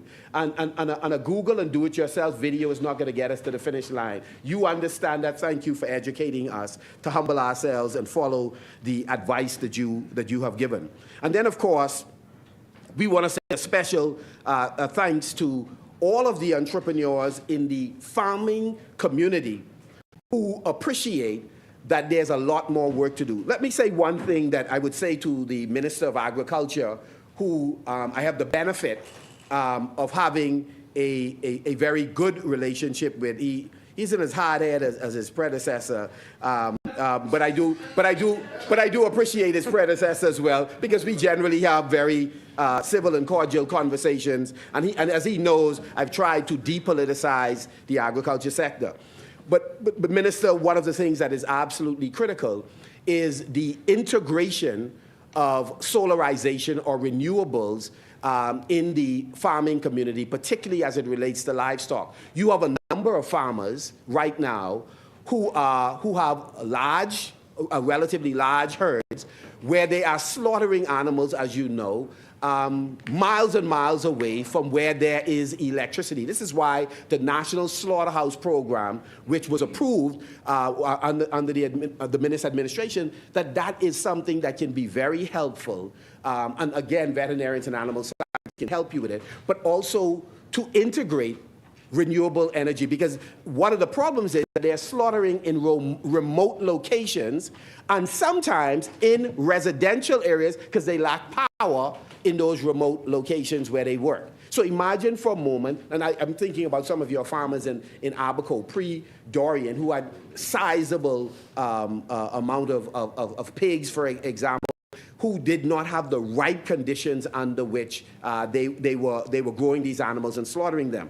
And so I think a solarization program where they are taken off the grid and tell utilities and proper roads, because I'm sure veterinarians, a lot of them now would probably not service some of these farms because you break up your car going. And agriculture, under me and them, are slow in providing the trucks for extension officers, if you have extension officers, to reach these farmers. And so the renewable energy offers us promise to reach people in remote locations. Madam Speaker, just to digress just for a moment, but it is important since I'm talking about renewable energy. We saw a statement by GB Power recently talking about Grand Bahama Port Authority indicating that it has suspended the consideration of the application by the power company to increase electricity rates.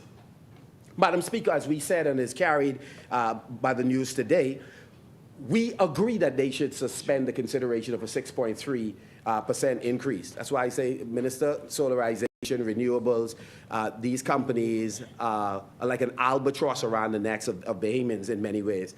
And so we said they should have gone further. They should have not only indicated a suspension of consideration, they should give a hard no, that this is not the appropriate time to bring such an application. We've called for, rather than a 3-year review of electricity adjustments, that we should go to a 5-year, and only extraordinary circumstances should cause a company to raise an issue of a rate hike. And so we are saying to GBPA, you moved in the right direction but haven't gone far enough. Indicate to the power company, not only because of your inconsistent supply of electricity, but because rates were already high before you even considered the increase, we are not prepared to provide any kind of relief at this juncture.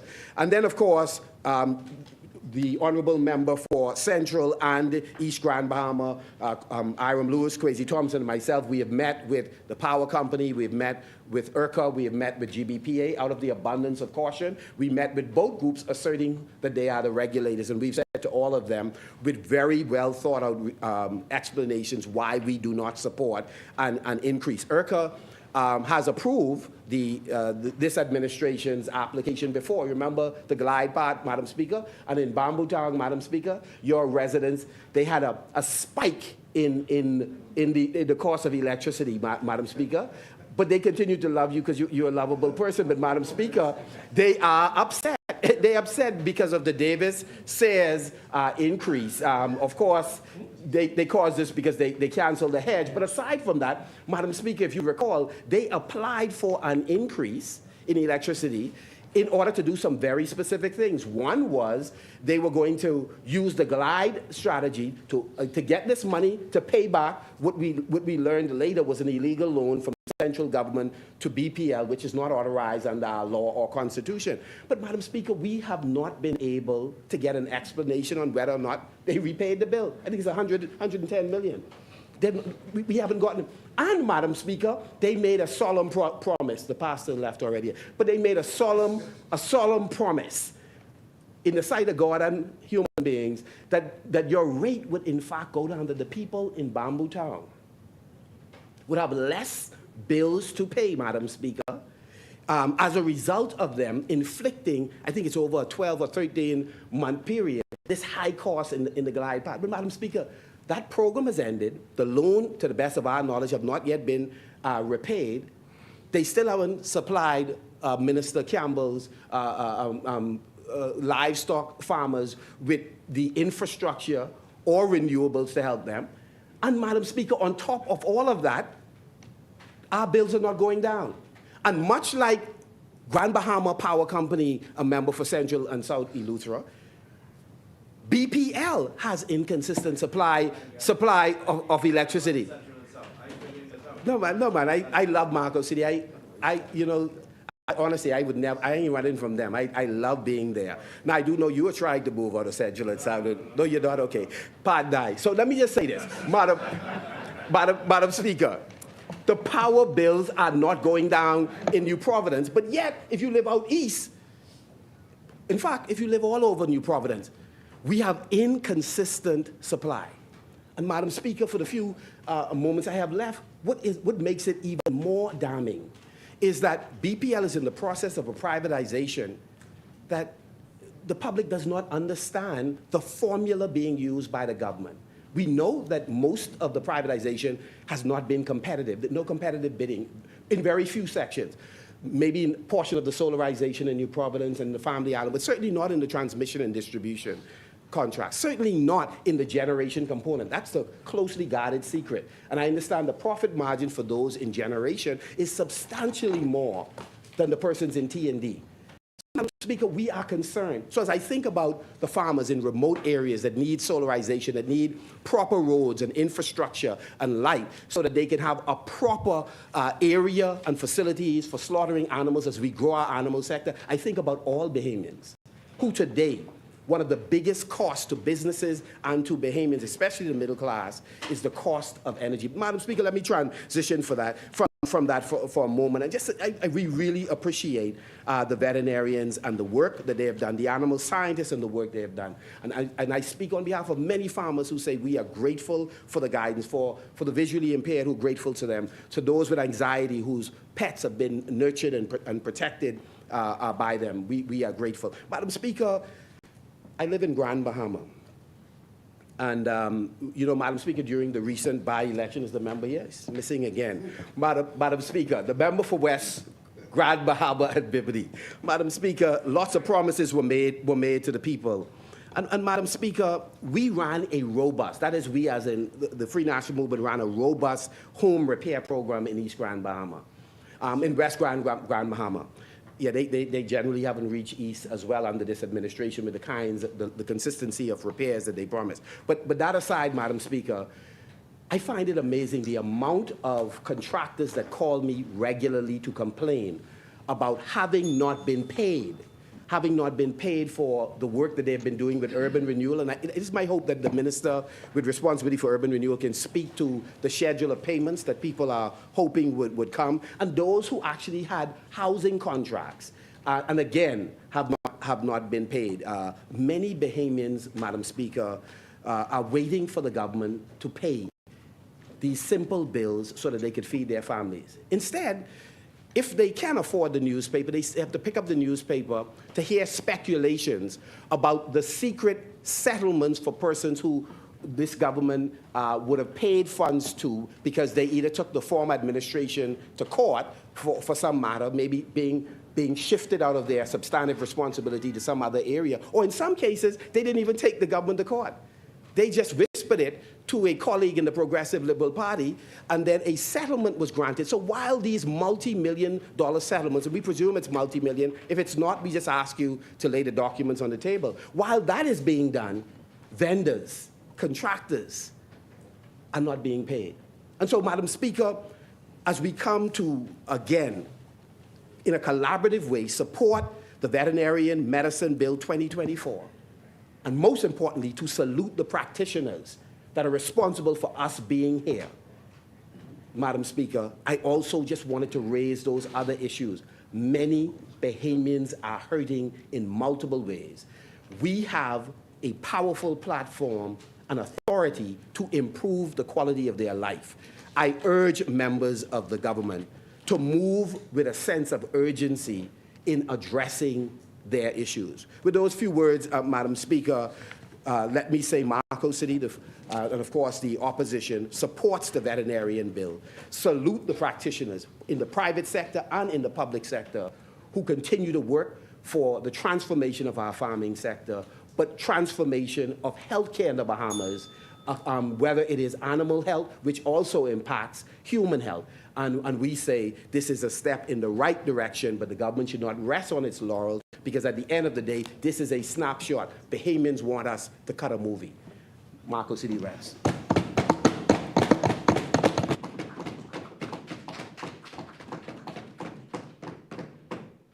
Thank you, honorable members. Asmini?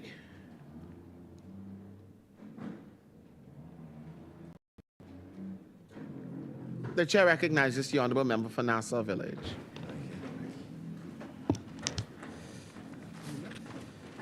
Good morning, thank you. Good morning, Madam Speaker.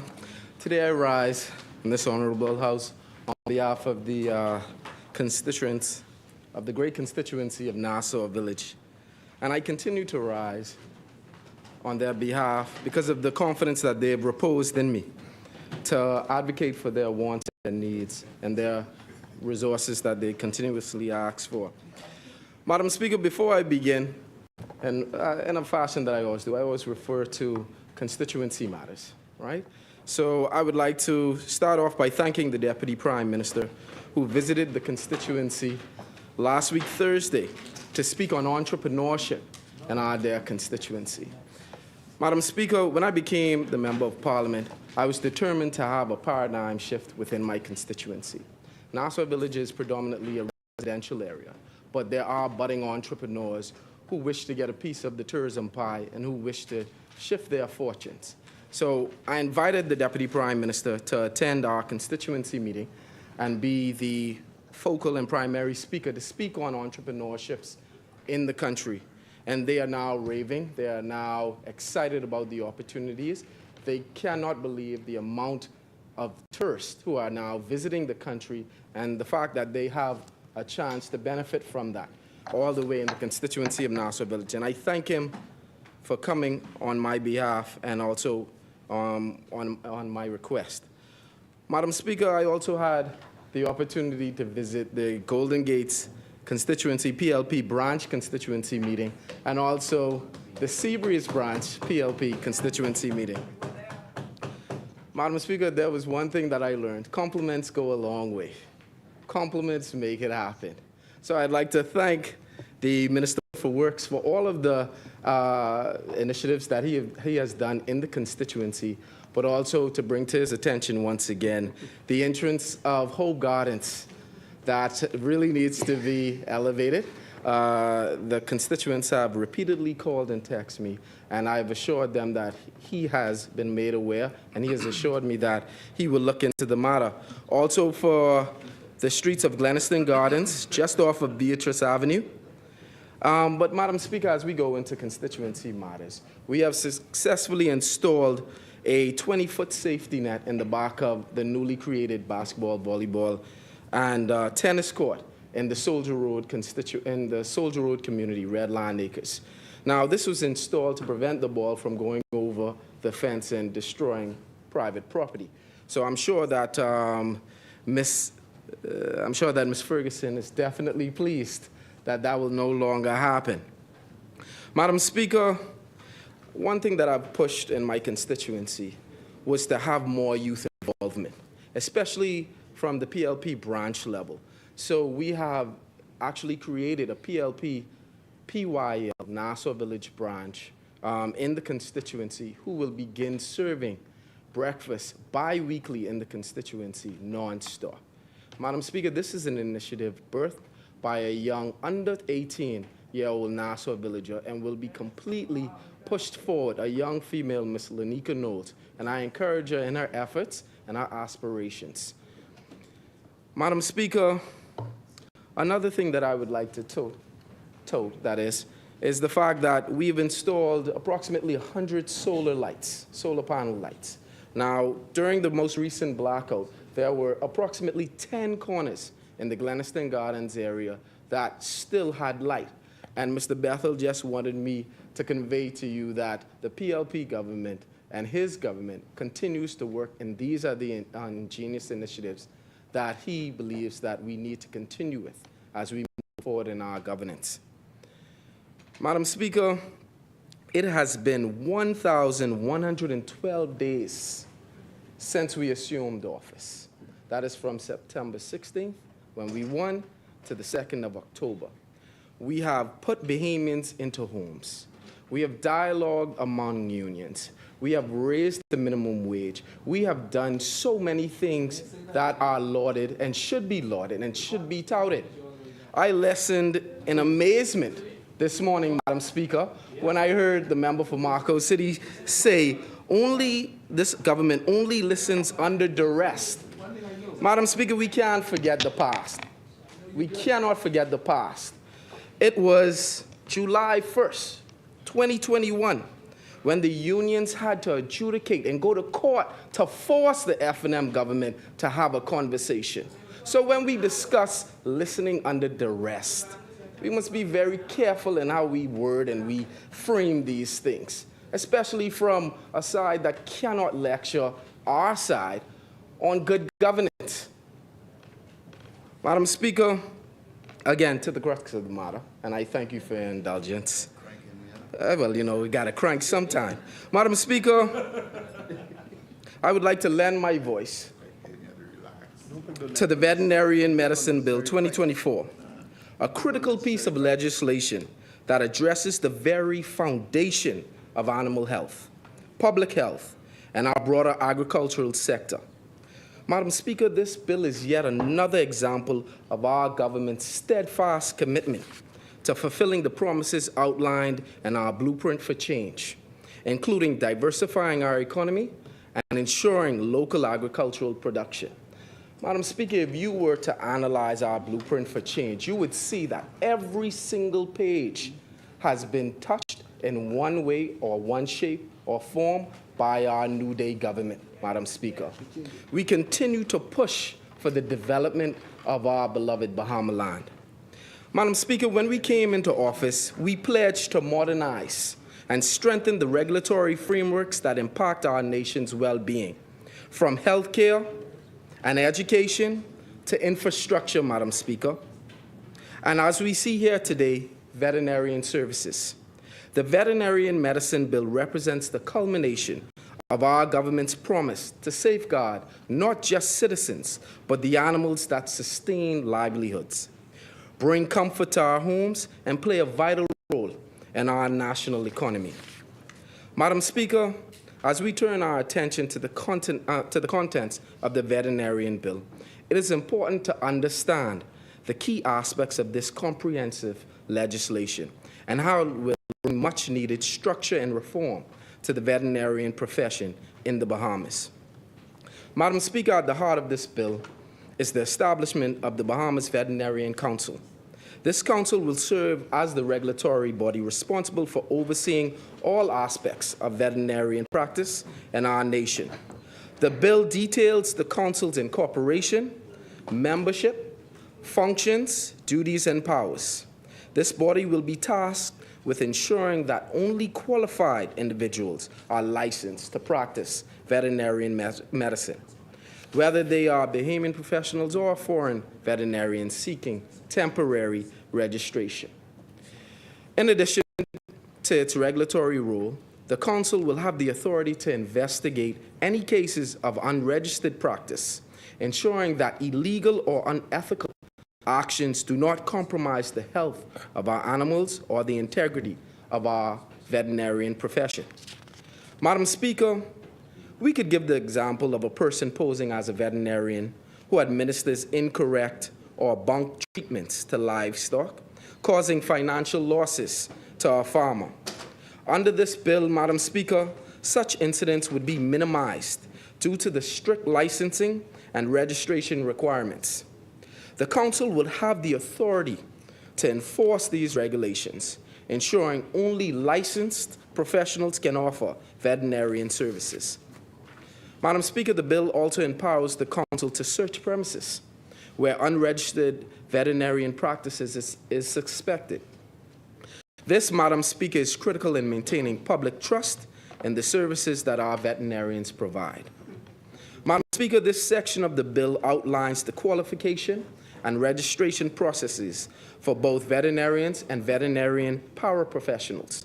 It establishes clear standards for education, experience, and ongoing competency, ensuring that only those who meet these criteria can practice.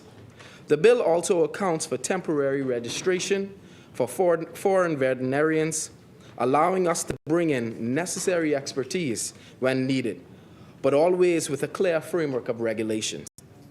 In addition, Madam Speaker, Bahamians should note that there are provisions for reinstating the registration of veterinarians whose licenses may have lapsed, ensuring that professionals can return to practice after meeting the necessary requirements. This creates flexibility and pliability, Madam Speaker, while maintaining high standards of accountability within the profession. Madam Speaker, this bill goes far beyond and further in defining who is entitled to practice and under what conditions. It lays down the requirements for licensing, professional obligations, and the penalties for illegal practice. This section ensures that we have a system in place to protect both animal welfare and public health by holding veterinarians accountable for their actions. This accountability is not just a formality, Madam Speaker. It is the bedrock of trust in our veterinarian services.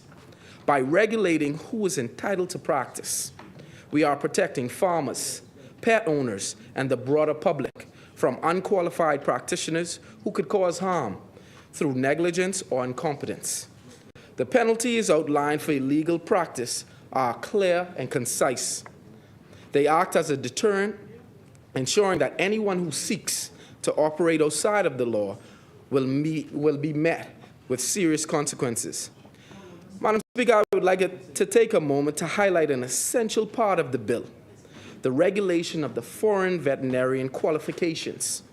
These provisions enable us to maintain our high standards in veterinarian care while embracing valuable expertise from abroad, whether through Bahamians who studied in foreign countries or by foreigners looking to work in the Bahamas. Firstly, Madam Speaker, under this bill, foreign veterinarians who wish to practice in the Bahamas can apply for a temporary registration permit for up to 6 months. This measure ensures that we retain the flexibility to benefit from international expertise, whether it's for special projects, research, or urgent animal health matters. However, and importantly, this temporary registration is not granted lightly. The veterinarian must meet several conditions. Residency. They must reside temporarily in the Bahamas.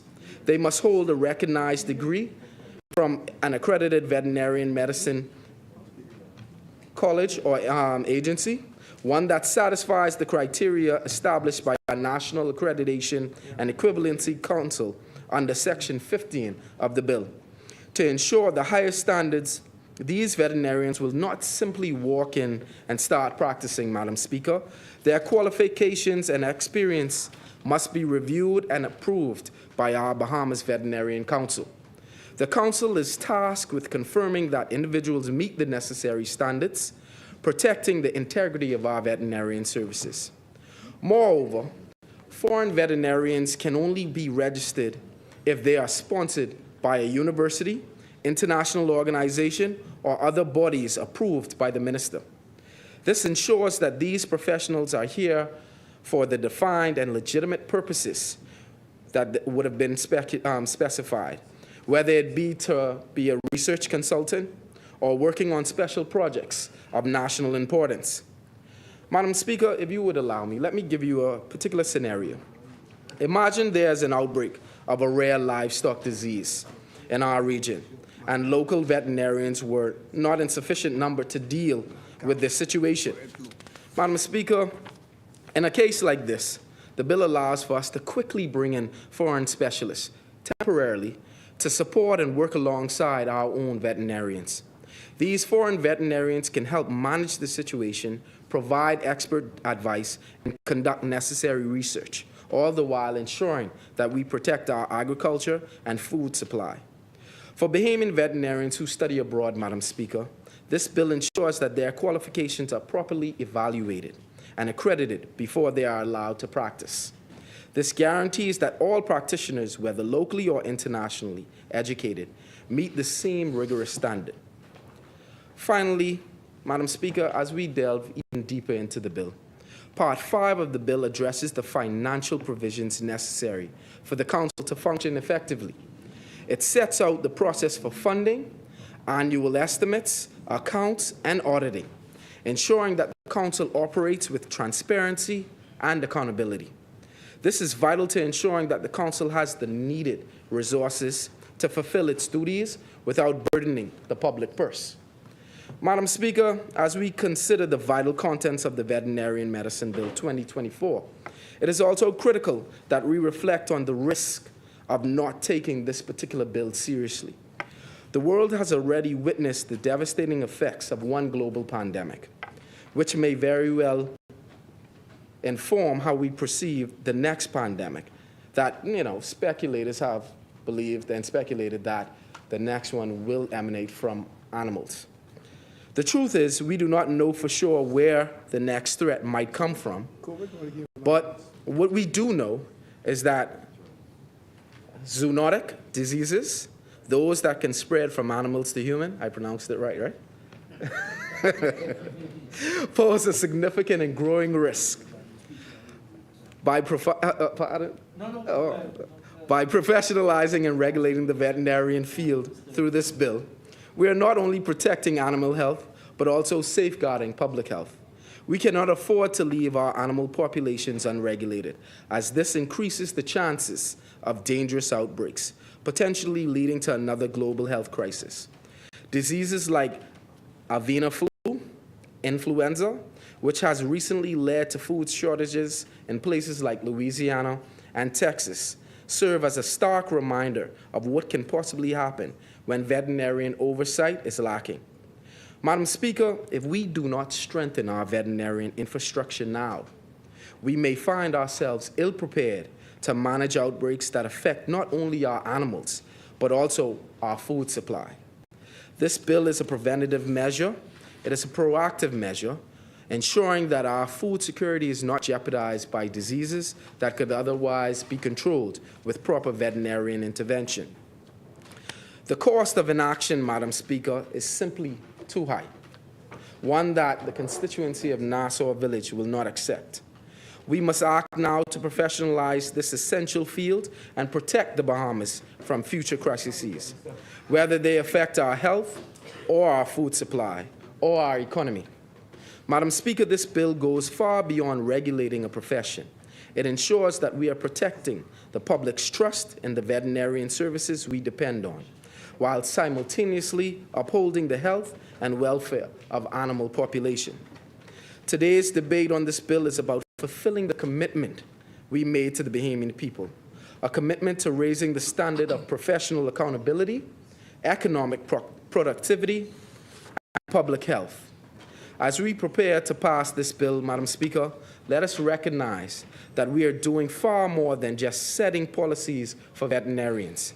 We are laying the groundwork for a stronger, healthier, and more resilient Bahamas. We cannot afford to be complacent when it comes to protecting our nation's health and food security.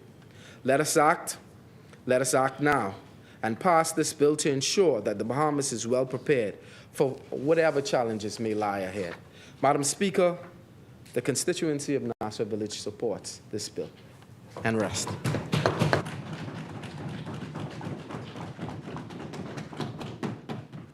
Thank you, Honourable Member. Asmini?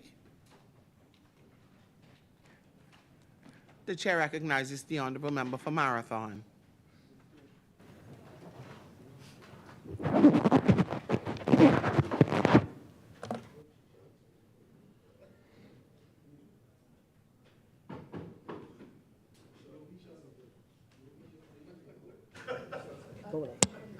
Okay.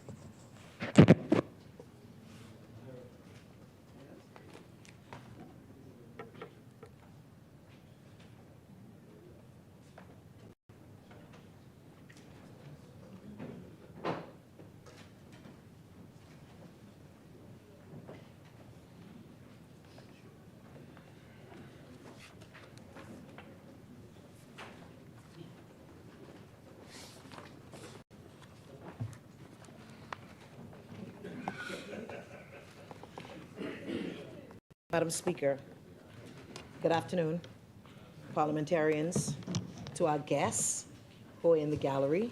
Thank you for being here today. Madam Speaker, I rise on behalf of the great constituents of Marathon. Before I get briefly into the bill, there is a few updates I would like to bring forward.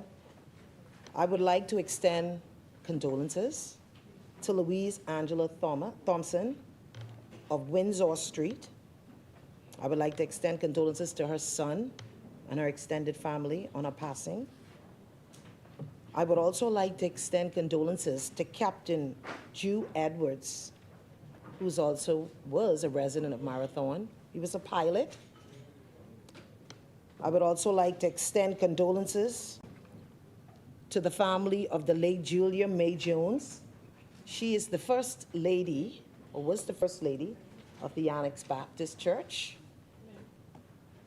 I attended that funeral. It was such a touching funeral, and I would want the senior pastor, Apostle Jones, to know that my team and I, we have him in our prayers, and he plays such an instrumental role in the Marathon constituency, feeding families and providing reliefs.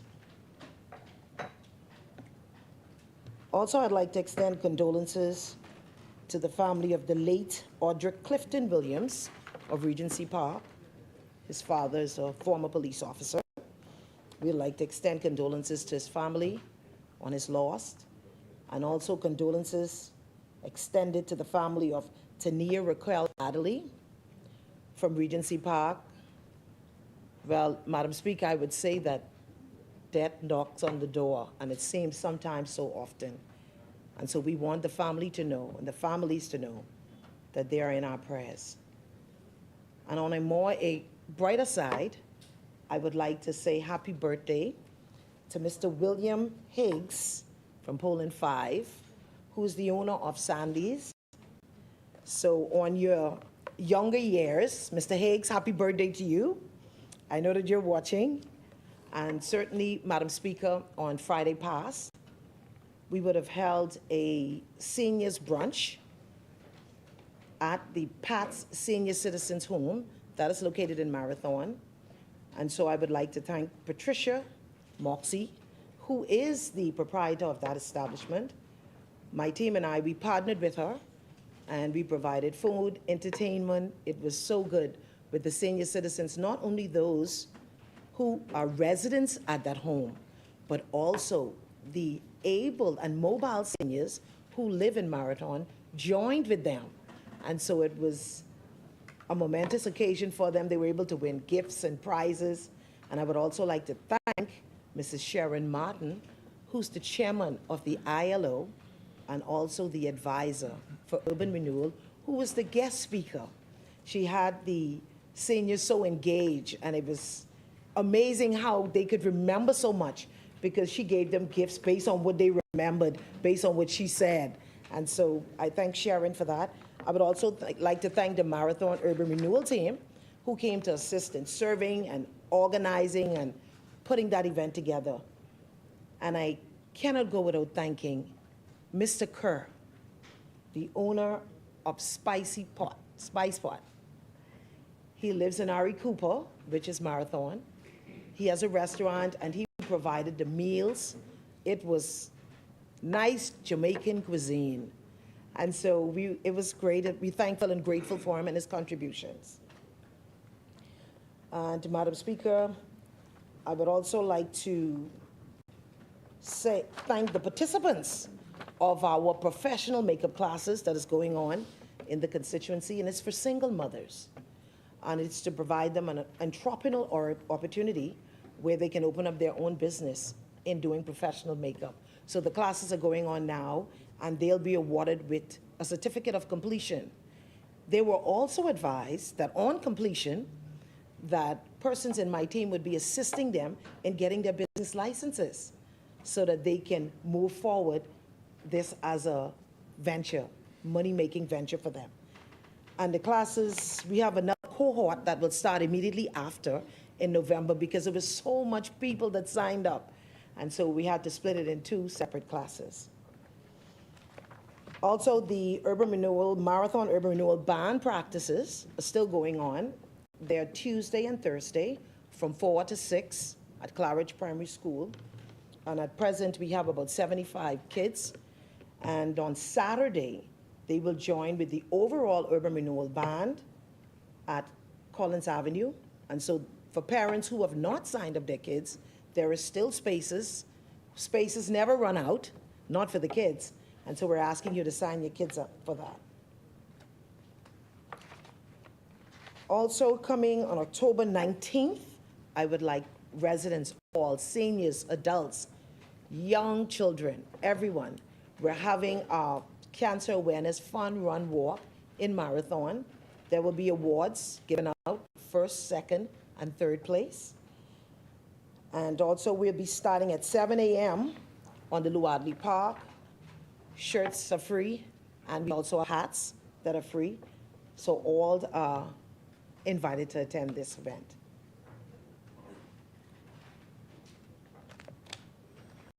Madam Speaker, I have so much, my God. And on Sunday Pass, I had the opportunity to attend the Temple of the Word Ministry in Pinewood Gardens. I was invited there by my former pastor, Reverend Kenneth H.B. Adley, who's also the Assistant Superintendent of the Assemblies of God. He had a 25 years anniversary. That is the church where I started. That is the church where I was discipled. And of course, that's the church where I started riding the church bus. That's the church where I used to teach dance. And so that was my foundation. It was exciting to be there. I'm one of the founding members. And we had Reverend Vaughn Cash, who would have given a very powerful sermon on that day. And Vaughn Cash is the superintendent of the Assemblies of God, who also is a resident of Marathon. And Madam Speaker, I want to thank Bishop Hanschel. And I say that with greatness from heart because on most occasions, very often, I call on Bishop Hanschel when social services is really tasked with a lot and when the shelters are full and they can't take persons. You know, I was tasked with a young lady who would have called me, and she was sleeping on a porch and she had kids, minor kids. And you know, social services were full, and last week it was late at night, 11 o'clock, and I'm thinking, what are we going to do? We can't just leave her there. And so I called Bishop Hanchel, and I thank God for him. He gave her 2 weeks in the hotel, and he always does this when you call. And so at this point now, because of the level of stress that this young lady was going through, she now has fluid around her heart. And so now she was taken out of those living spaces, and she's at the hospital. And her kids is in the care of somebody we found who could take care of her kids until she comes out. And so it's a clarion call to all of us, not just the government, but everybody, just to extend their hands when we come across persons who are, we say, suicidal and people wanting to give up. We are so quick on wanting to blame the government for everything, but we all can just give a lending hand. Even if we reach out to someone who knows someone who could help, that's good. And so, Madam Speaker, now to the debate. I'll be brief, I promise. This won't be I'll end 5 times like I usually do. Whoa, I gotta get this open. Madam Speaker, 1 second. Madam Speaker, I rise today in full support of the Veterinary Medicine Bill 2024. This marks an important step in advancing veterinary medicine in the Bahamas. This legislation ensures that we adopt a comprehensive approach to safeguarding animal health, public safety, and agricultural productivity. Veterinarians play a very vital role in maintaining the health and well-being of animals, whether domestic pets, livestock, or wildlife. However, their impact extends well beyond the immediate care of animals. Veterinarian medicine is closely linked with public health, food safety, and environmental preservation. By diagnosing and managing animal diseases, veterinarians help protect our food supply and the broader ecosystem. This bill seeks to establish standards that ensure only well-qualified professionals are entrusted with such critical responsibilities. And Madam Speaker, I proffer an unattributed quote, and it says, "Veterinarians don't just treat animals, they treat the people who love them." And Madam Speaker, I am a testament to this. I am an animal lover. I love dogs.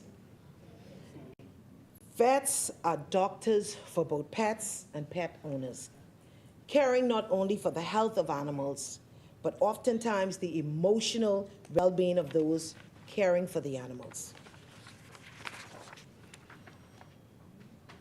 Madam Speaker, I have experienced the loss not of one good dog, 2 good dogs.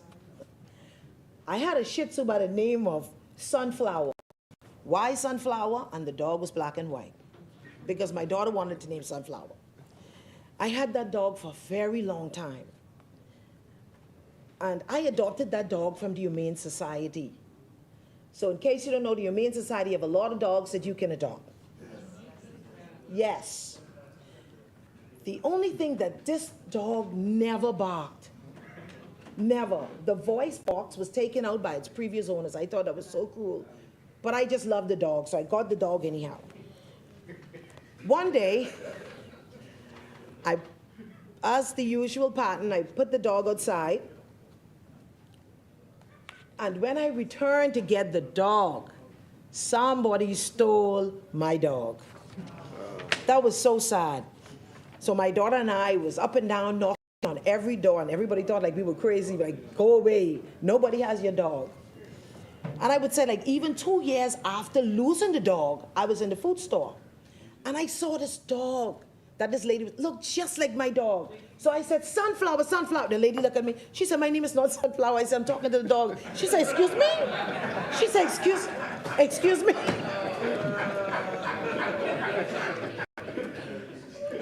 Madam Speaker, that looked just like my dog. And so, I say, sorry, I thought that was my dog. I had to pretend like I was looking for the dog. I couldn't tell her the dog was missing 2 years ago. And so, after that, my daughter and I, we decided to get this big American Labrador. I said, okay, they stole my small dog, now I'm getting the big dog. So you know that the big American Labrador will eat you to pieces. So we used to have the American Labrador living inside. Wrong mistake. We had a chair close to the window. So anybody that comes close to the window to either knock on the door or come around the gate, the dog started to bark, bark, bark, bark, loud. So the Labrador decides to kick through the screen, breaks the screen and break his leg. So the dog got the care from the Humane Society with the good veterinarians. He had a surgery, everything. So I was up and down with this Labrador dog. He went through a lot they had infection, and then we had to keep going back, and he got well. Put the dog outside, dog went missing. Well, of course, the neighbors tried to tell me that it's because I left my gate open. That's not true. Somebody lured that dog out of that yard. I drove all around in the neighborhood. I was so hurt, so I decided, no more dogs for now. I need to heal first. So I know how it feels to take care of a dog and to love and fall in love with a dog and to lose a dog. So this bill is so important. And I'm sure we have plenty dog lovers, because I even see Pia, she's walking around with her dog, taking a dog or rest on a nice walk. I saw it. She didn't see me. I said, Pia loves dogs.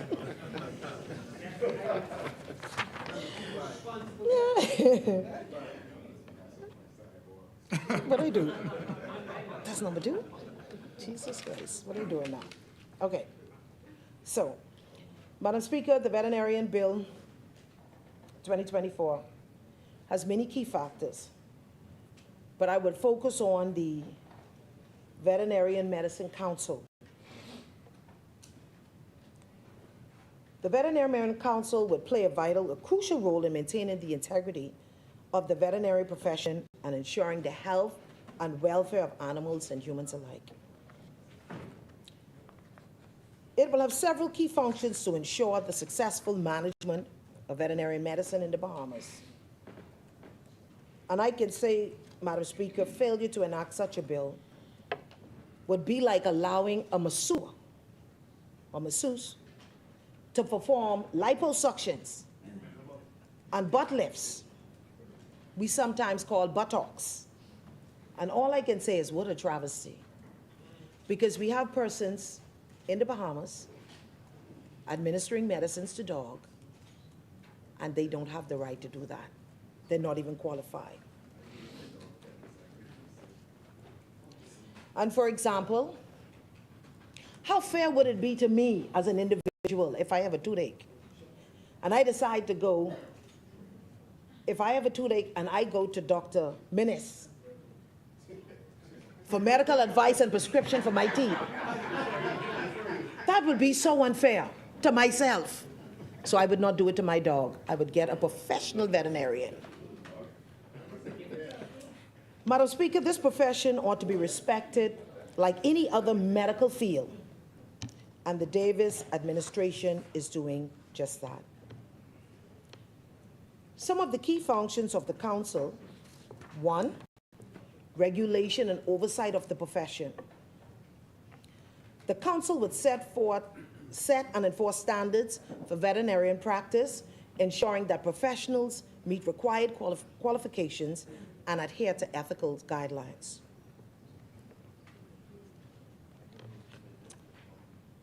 Madam Speaker, Clause 14.4 of the bill provides for liabilities one may acquire if they pass themselves off as veterinarians or paraprofessionals. They may be liable to $50,000 fine or 1 year in prison, or they may be lucky and get both. And so this is a stalking warning to those who care for animals but do not have the right to administer medication or medical advice. These disciplinary actions underscore the importance of upholding high ethical standards and ensuring that any deviation from those standards, you would get the appropriate consequences. Madam Speaker, the council would also be responsible for promoting public safety. By regulating veterinarian practices, the council helped to protect public health and safety and preventing the spread of disease. Those that can spread from animal to animal and animal to human. If I'm correct, humans can get rabies from dogs, correct? And I've seen some kids who have. Especially if you do not ensure they get their required shots. That's the same reason I didn't go to Dr. Menace for that, because Dr. Menace looked at me and say, "Rib, correct." 3, quality of care. The council will promote high standards of veterinarian care, which enhances the welfare of animals and ensure that they receive appropriate treatment. Again, this is something of utmost importance as we want to ensure the absolute care, best care for our animals. The council would also be responsible for licensing and certification. This would help to significantly reduce the veterinarian charlatans. So our new word for today, Marco City, charlatans in the country. Those people peddling false drugs and giving bogus cares to animals. Madam Speaker, the council would also be responsible for continuing education. The council would prescribe courses, promote and encourage training and education for veterinarian professionals to keep them updated on the latest practices, technologies, and research. Consumer protection. The council will provide a framework for addressing complaints and disputes, offering a mechanism for people to seek help if they feel they have received inadequate or problematic care. A medical professional in this field should not be allowed to get away with malpractice and have no consequences. So we can have our cake and eat it too. In clause 14P, the council will have the powers to carry out any other function to improve, promote, and advance the practice of veterinarian medicine in the Bahamas. To my mind, this may include advocacy and policy development related to animal health and welfare, and also contributing to legislative efforts that impact the profession.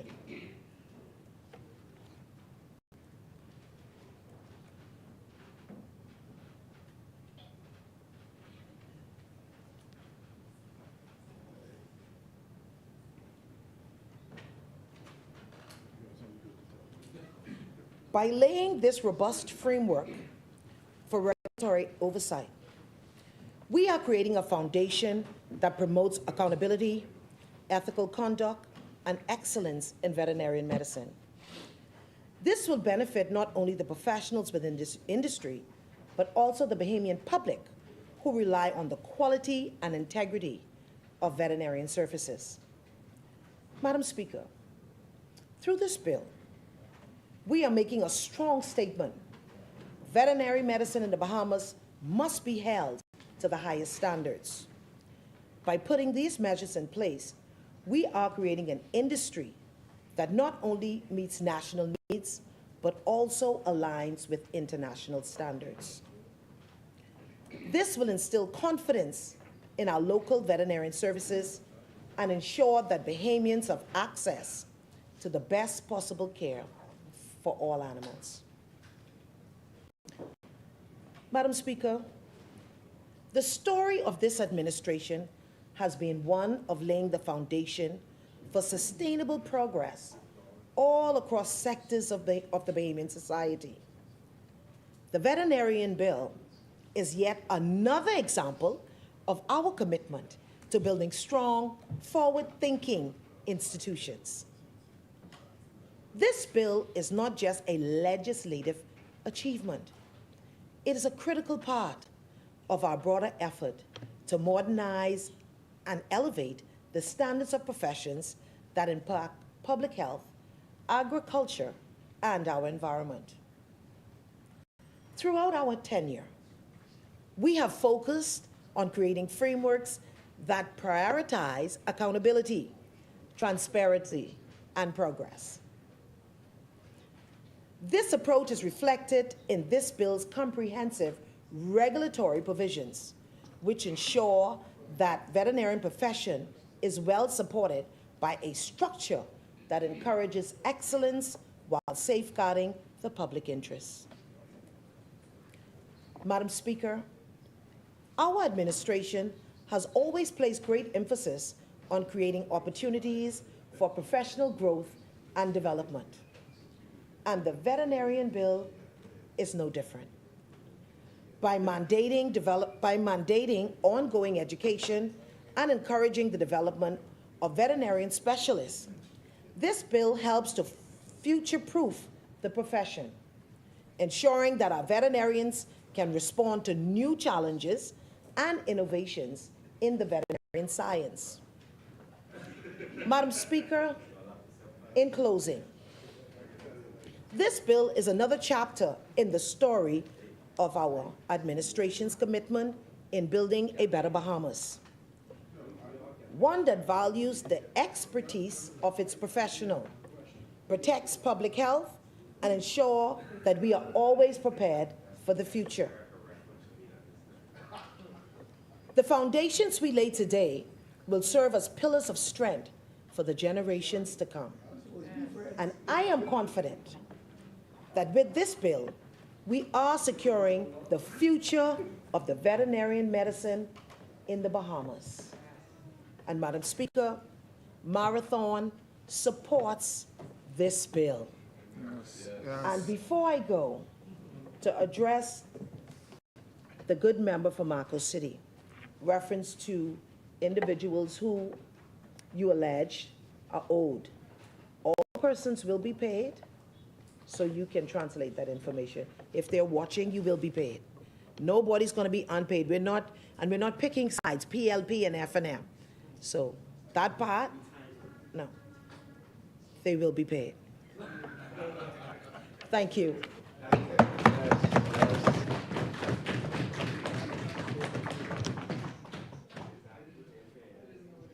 Thank you, Honorable Member. Asmini, the chair recognizes the Honorable Member for St. Barnabas, who promised that he would not shout today.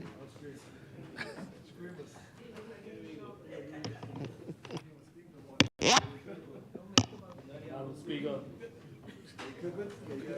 I will do my best to behave as you would have it. Madam Speaker. Madam Speaker, I rise on behalf of the great people of the constituency of St. Barnabas. I'm grateful to Almighty God for giving me the opportunity to wake up another day in the most beautiful and greatest country in the world, the Commonwealth of the Bahamas. I continue to be hopeful about the future of our country and remain honored that he has given me both breath, capacity, and the functionality, if you will, to continue to contribute to the progress of our nation, Madam Speaker. Madam Speaker, I also want to thank you, Madam Speaker, especially. This is your house. And I do want to thank you, Madam Speaker, for the latitude that you've given members, as it relates to relevance, Madam Speaker, because while obviously the bill at hand is fundamentally important to persons here and at large to the Bahamian people, there are always relevant issues that remain resident in the minds of the Bahamian people that needs to be touched, addressed, Madam Speaker, for the good, the future of the Commonwealth of the Bahamas, Madam Speaker. I agree. In the timeline, though. Madam Speaker, my good Valley boy, fellow Valley boy, a member for Centerville, and there will be peace in the Valley. It says someday, but there will be peace in the Valley, Madam Speaker. Right? Will be peace, Madam Speaker. No. You praying for us?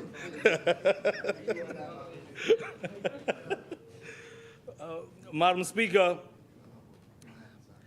the member for Centerville, as has been the case since we returned from the summer break, in the subsequent debates after that time, as has been the case with other members of the government, have been very forceful, Madam Speaker, very forceful, which is their right, about commemorating on the anniversary of their election win in 2021. And you know, anniversary and commemoration are some real loaded words because it suggests that 3 years later, the last 3 years is about happy times and good times for the Bahamian people. It may have been good times, Madam Speaker, for the government, but it has not been good times for the people of the Commonwealth of the Bahamas, Madam Speaker. And try as they will, Madam Speaker, to paint a picture and a version of the Commonwealth of the Bahamas that they believe exists. When you walk outside of this house and onto the streets of New Providence and you go around the country, the version of the Bahamian way of life that Bahamians are in fact living is totally different from what the government want the Bahamian people to believe.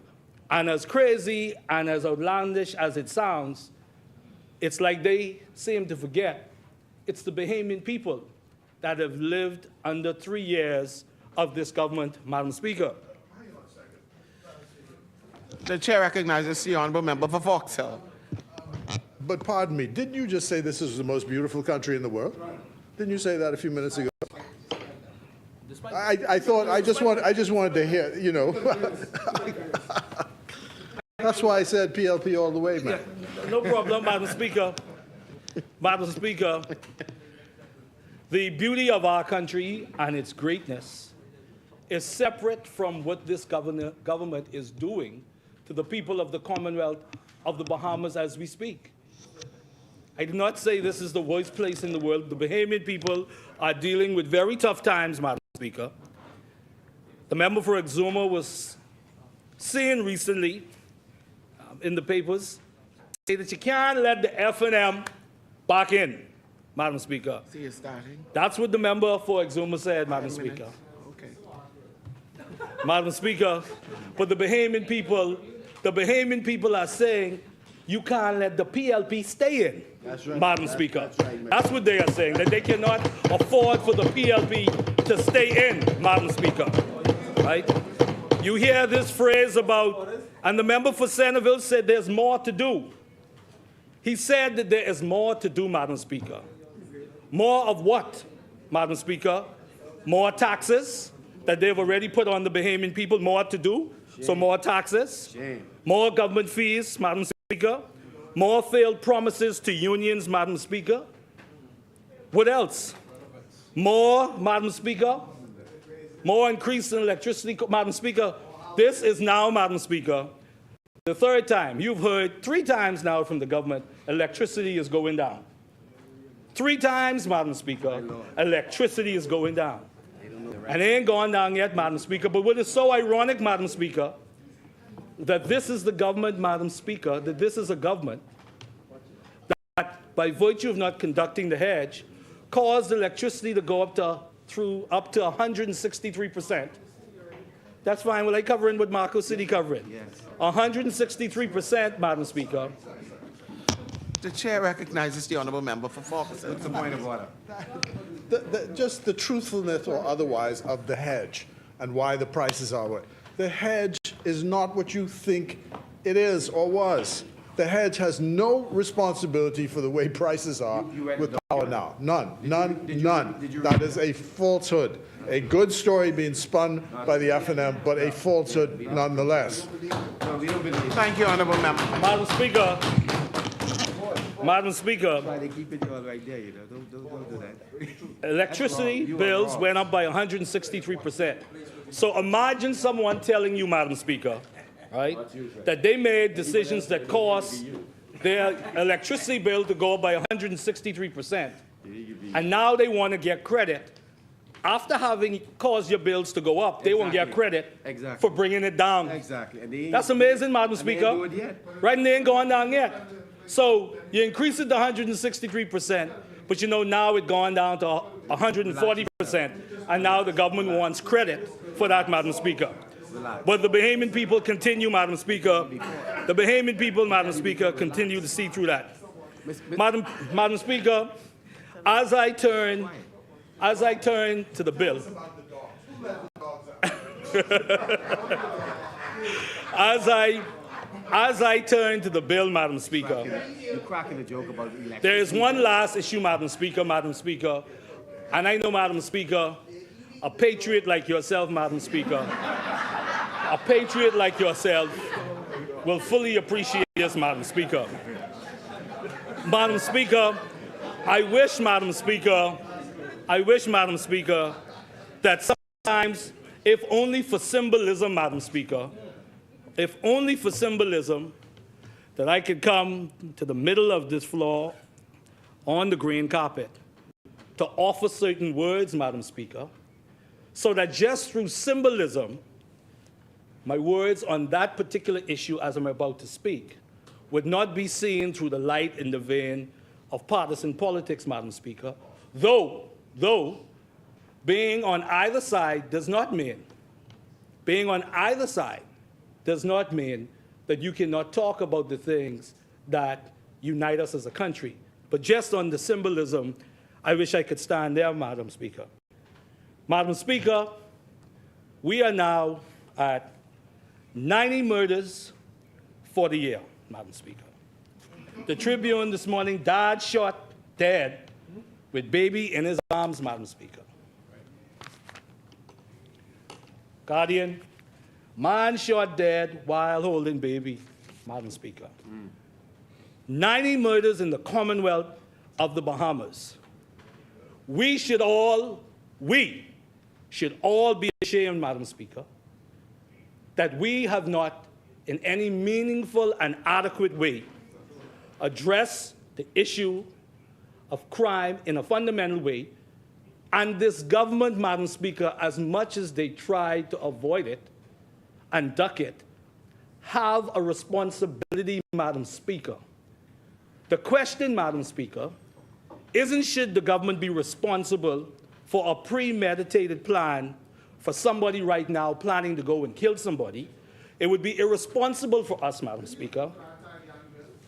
It would be irresponsible for us, Madam Speaker, to say again that the government is responsible for the murder, Madam Speaker, that happened last night, or God forbid that may happen later today. But there is a question, Madam Speaker. What is the government doing about that 10-year-old, Madam Speaker, wherever they may be, who, by family dysfunction, a weakening social fabric in their lives, lack of education, they are on their way to a criminal life. That is the fundamental question, Madam Speaker, that any government should be focusing on, and they are the government now, Madam Speaker. 90 murders. Madam Speaker, in Miami, Florida, the total murder count in Miami, Florida last year was 39. 39 murders in Miami, Florida. We are at 90, Madam Speaker. 39 in Miami, Florida. We are at 90. Madam Speaker, lastly, I will read into this House hearing, Madam Speaker, because I thought it was important, because the issue of crime and the whole national security apparatus and the concerns that the Bahamian people have, Madam Speaker, it is not just about law enforcement. It's also about criminal justice reform and the other issues therein, Madam Speaker, that affect the whole issue of justice in the Commonwealth of the Bahamas, Madam Speaker. Madam Speaker, rapist gets 9 years, Madam Speaker. Rapist gets 9 years, Madam Speaker. Strawn robbed a woman of $180, a watch, a chain, and a pair of sunglasses. And then on June 19th, Strawn raped an 83-year-old woman when he broke into a home in Baintown. The woman was sitting on her bed, reading her Bible, when she came face to face with Strawn. McBain said, he shoved her on her bed and had anal and vaginal sex with her, Madam Speaker. Madam Speaker, 83-year-old woman, Madam Speaker. Madam Speaker, and I didn't do this with any attempt to be dramatic, Madam Speaker, but to simply highlight what we know continues to be a serious issue in our country, and we owe it, Madam Speaker, to the people of the Commonwealth of the Bahamas for the government to lead, Madam Speaker. Madam Speaker, this is from the Office of the Leader of the Opposition, Recommendations on Crime, the 27th of March, 2022, where this opposition, led by the member for Marcos City, but in particular that day, myself and the member for Marcos City, went to a meeting at the Office of the Prime Minister to present, not just verbally, but literally on paper, Madam Speaker, 35 recommendations, policy suggestions to the government about being a part of this discussion about crime in the Commonwealth of the Bahamas. So would we say, Madam Speaker, on this issue of crime, that the government is not leading efficiently, Madam Speaker? That the government is not leading efficiently. I remember a couple of years, Madam Speaker, as I moved to the bill, I think it was may have been in the run-up to one of the past elections, where former Prime Minister Perry Christie said that his government's ability to win the next general election would be determined on their ability to deal with the crime issue. If they couldn't, they would not win the general election, Madam Speaker. The point that I'm making is that, yes, this is multi-layered. It involves all of us, Madam Speaker, all of the stakeholders, but make no mistake, Madam Speaker, governments exist. Just how the government comes in, and even when they talk about this bill, and this is a very important and it's a good bill, and even when you concede that the government did a good job by bringing this to pass, but equally the government shares responsibility for things that needs to be fixed, and when they haven't done enough. You don't get credit for when you feel you do things good, but you don't want to take the responsibility for where you are sorely lacking and where you have shown some incompetence, Madam Speaker. Because, Madam Speaker, we don't have the luxury, and we owe it to the Bahamian people, not just to try. Trying isn't sufficient in how we should lead our country. It's about, are you competent and effective enough? And yes, at the end of the day, when an election comes, the Bahamian people will decide as a whole, and a government its in entirety, how effective they've been and how they've led, Madam Speaker. Yes, sir. Yes, sir. Madam Speaker. The chair recognizes the honourable member for Foxhill. I appreciate, this is not a point of order, just appreciate your yielding on this point. I want to assure you, on behalf of this side, that the seriousness with which this crime issue is approached is no laughing matter for us. And just as you are serious about the points that you make about crime, the Progressive Liberal Party can say tenfold that it is serious, because we are the government at this time. The evidence is there of all the social programs that have been put in place since 2021. Remember, let's go to one social program that was scrapped by your organization, that of urban renewal, that had to be reinvented when we came back. No, I hear what you say about what's not true, but those are the facts. Those are the facts of what happened. So we've dealt with the program, Breakfast for Children, Lunch for Children, to try and make sure that they get a good education, that they learn in school. The social programs of trying to improve housing. The police are now back in urban renewal. All of these are measures we're trying in the long term to deal with the very issues you raise. So it isn't quite correct to say that we are any less serious about the issue of crime. Some countries have gone to the extent of putting in place states of emergency. In Jamaica, there are parishes now under states of emergency. That has not worked. Some people have said in El Salvador, I had some young Bahamians speaking to me in New York saying that we should go the route of El Salvador, which is just to suspend civil liberties, go out and lock up everybody that we suspect is a criminal. The question is whether or not you want to go to the extent of suspending civil liberties. As long as you have a liberal democracy, and I assume we're on the same plane, there's a certain way you have to approach this matter. And so I don't want us to have a division over that. You can say all the things you want about our competence and all the rest of it, but our seriousness on this issue, we're no less serious than you on this issue. And we know that the social programs have to be in place in the long term if we're going to affect the kids who are in school today. No less serious. And I don't want the public to be left with the impression that we think this is a joke. Every day, we are just as bothered as you are about this crime situation. And I've asked you privately, what more is it you expect us to do? Results you can't. What is the status of the report? No. The Commissioner of Police has dealt with that. I'm not polluting the issue with that. That's not the issue today. That's not the issue today. The issue today is the point he's making that first, that we are not serious about crime measures. And that's simply untrue. Untrue.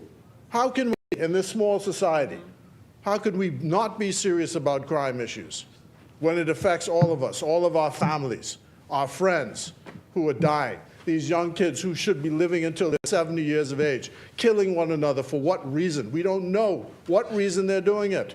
How do we intervene and stop people from doing it?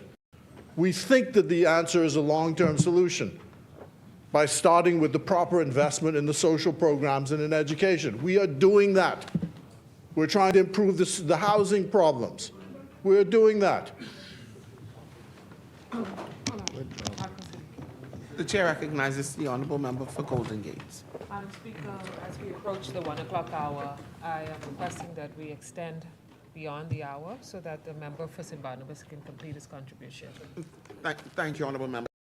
It has been moved and seconded that the business of this House proceeds beyond the 1 p.m. hour. As many are in favour will remain seated. Those opposed will stand. The motion is carried. The business of this House will proceed beyond the 1 p.m. hour. The chair recognizes the honourable member for Marco City. Yeah, Madam Speaker, I'm very concerned as I listen to the member for Fox Hill. Our intention never is to give the impression that we have a monopoly on caring for Bahamian people. But we are concerned that the government wishes the public to believe that it is doing all that the public know. There are some things that can be done, that they're doing all they can to address this scourge of crime. Let me give you some practical examples, Madam Speaker. And I've said this in this place before. In constituencies, there are certain demographics. Sometimes you have to win the House to win the constituency. Other times you have to win the street to win the constituency. That point simply means that based on how your constituency is made up, that there are informal leaders not fully embraced by the society as being extremely influential. But those of us in here, and I could name some of the constituencies, there are influential individuals who are operating in many instances outside of the law, who wield tremendous influence.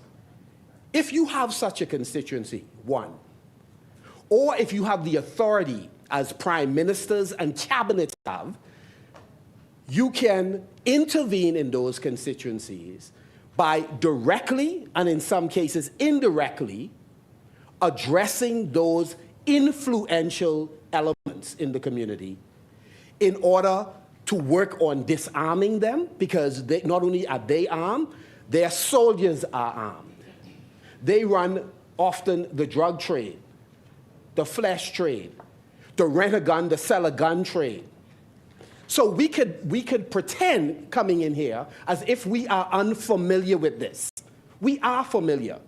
So one of the concerns is that if we know these things, if we know for the last 10, 15 years, the particular areas where the exact crime has been happening, straddling 3, 4 administrations, and you're telling me if we have no specific program designed to target those specific areas and individuals, then at the end of the day, you cannot come in here and convince us that we are serious.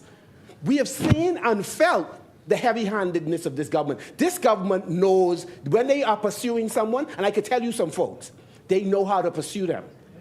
So the question is, why are they not designing programs that target the specific areas, geographical and individuals, that are in fact wreaking havoc directly or indirectly through those who report to them? I'll say this final thing, Madam Speaker, and take my seat. We met with the top brass of the police force, that is members of the Free National Movement. And the police has an impressive statistic. They show how many guns have been collected. They also show how many persons have been interdicted for small quantities of dangerous drugs. Madam Speaker, you know what one of the questions is that we have? We are busy picking up the fellas with the half a bag or quarter a pound or the rocks in the foil. We are more concerned about the fellas who have the bales and the keys. Those are the ones that will impress us when you're collecting them. But we are concerned if we ever see them showing up in photographs signing contracts with government officials. We are concerned when the public has a perception that there are some senior folks on this road, some senior men who they are concerned about, who are, this is not the second chance program that we envision, because somebody who's getting a second chance has to be committed to exiting the life, not be in the life, straddling the fence on legitimacy and criminality. And I would just leave it there only to say, Madam Speaker, there's more we can do. Let's pull these fellas in, have a conversation with them. If they are not willing to respond positively to an attempt for reformation, then we should take the kinds of actions we need to take. We know them. And they have more seats than us. They know far more than us. The chair recognizes the honourable member for Foxdale. Speaker, an excellent exercise in deflection. The issue is, are we serious about crime? That was the allegation being made from the other side. And we are. That's the point I'm seeking to clarify. Now, all this other secret information and all the expertise you have on fighting crime, I'm not a policeman, so I'm not getting in that. All I say is, some people have said that we should suspend civil liberties. Sounds to me like that's what you're asking us to do. Suspend civil liberties by dragging in people who you say are involved in crime. How we know that what you say is correct. And also, the programs that you're talking about exist. They already exist. They're not new. These ideas are not new, and they're not a monopoly to you. They exist. And the fact is that some of them are working. They are working. There are obviously other things that have to be tried, but it is a vexing problem throughout the Caribbean, from Bermuda in the north all the way down to Guyana. Every single society is plagued with this. Even in America, they don't know what to do, and we're trying it. So all I'm saying is it is disingenuous to come in here and make the assertion, try to give the impression that we are less serious about crime than the FNM is. That's the only point I made, a complete minimalist point, not a superior point, a minimalist point. The chair recognizes the honourable member for Pinewood. Madam Speaker, I would just like to respond to one of the points made by the member from Marco City. A few months ago, the Minister for Education and the Member of Parliament for Angliston raised an issue of concern about young men who were heading down a particular path and what intervention may be needed to prevent them from getting to that road. The Prime Minister and the MP for Cat Island named a committee led by myself, the Minister of Education, the Minister of National Security, the Minister of Works, Yamakra Youth, and we got together along with the police, the leadership of Program Shore. We hired 2 consultants, both of them Bahamians.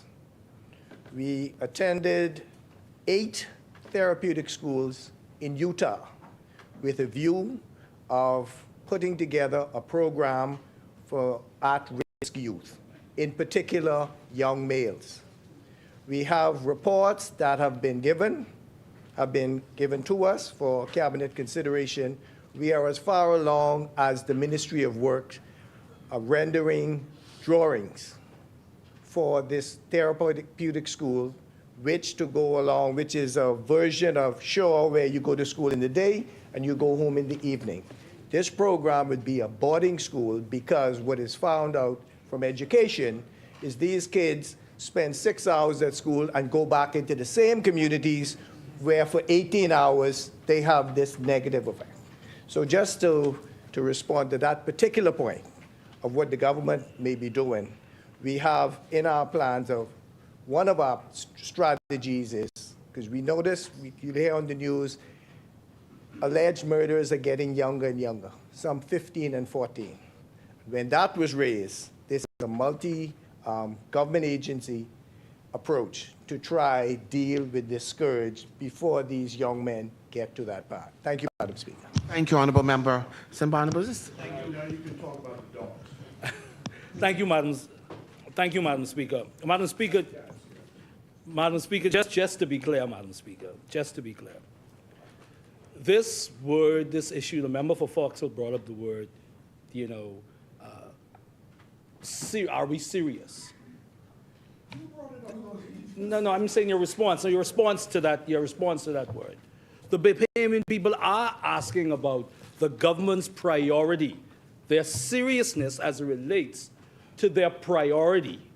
Where does this issue of crime find itself on the priority list, Madam Speaker, when they look at $220 million being spent on consultants? Couldn't some of that money be spent on these issues that are multifaceted, Madam Speaker? Madam Speaker, $220 million. I would have read this article or cited this article, Madam Speaker, where under our administration, the Neighborhood Watch Council received international acclaim under the Minister's administration by the chiefs of police. International acclaim for the work that they were doing in our communities. There was some 160-something Neighborhood Watch Council. And as this article states, the chairman of that article, that this article states, is a PLP supporter, has issues with the support that he is getting as chairman of the Neighborhood Watch Council. And he even cited the fact that he needed vehicles. Those vehicles were purchased by the Free National Movement government, and to this day, can't find the vehicles, Madam Speaker. This is the present chairman of the Neighborhood Watch Council. So I appreciate what the member for Fox Hill has said, Madam Speaker, but in real terms and what the Bahamian people see in terms of priority, Madam Speaker, we agree that it is complex, Madam Speaker. Madam Speaker, there are guns being purchased in the morning in Florida and being used in the commission of a crime in the evening in the Commonwealth of the Bahamas.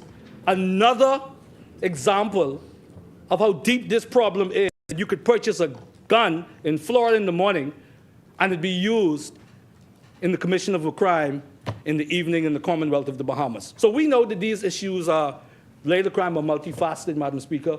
We just believe, as many Bahamians believe, that the government can be more focused, even more focused, Madam Speaker.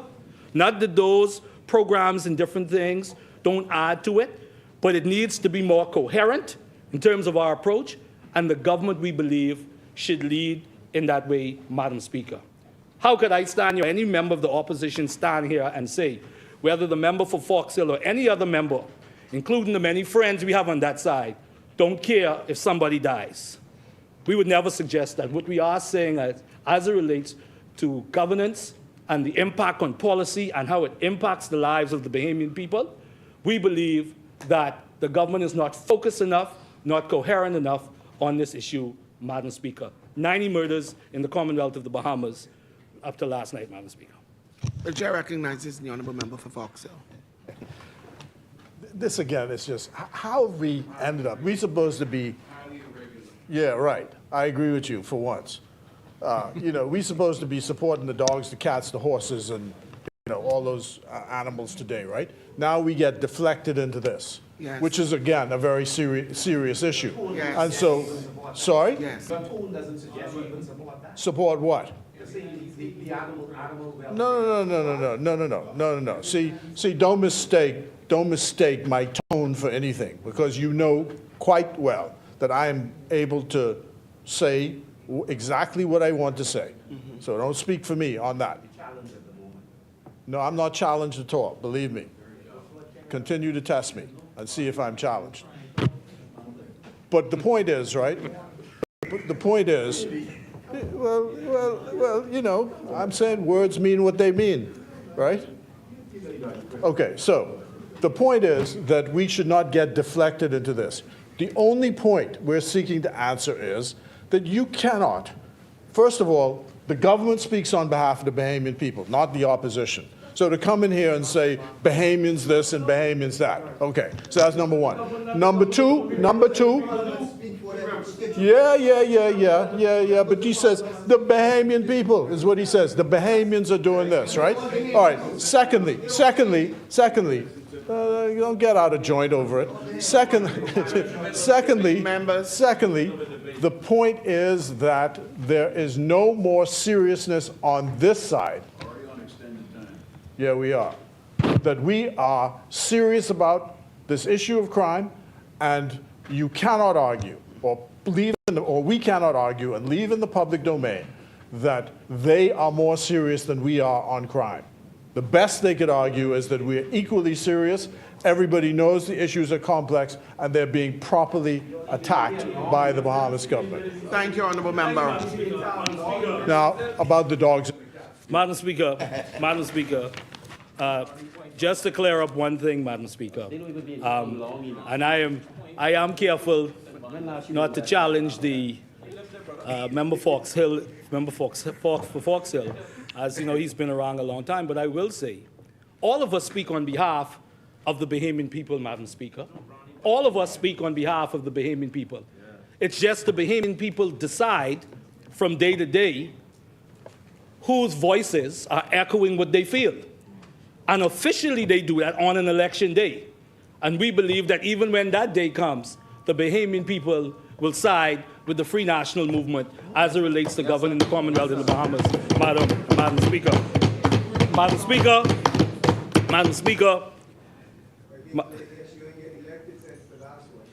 Madam Speaker, well, there are always outliers, you know. Madam Speaker, I turn now to this bill, Madam Speaker. Madam Speaker, this bill As has been stated by a number of speakers, including the mover and the seconder, and the member for Marco City, and the other two members who have spoken, it's a very, very important bill, Madam Speaker. Oh, come on now, my good friend from Pinewood, don't do that now. Madam Speaker, this particular bill, particularly because, there are some facets of Bahamian life for some that may be foreign, if you will, and I use that word very loosely, foreign to Bahamians or the day-to-day dialogue in communities and at homes, Madam Speaker.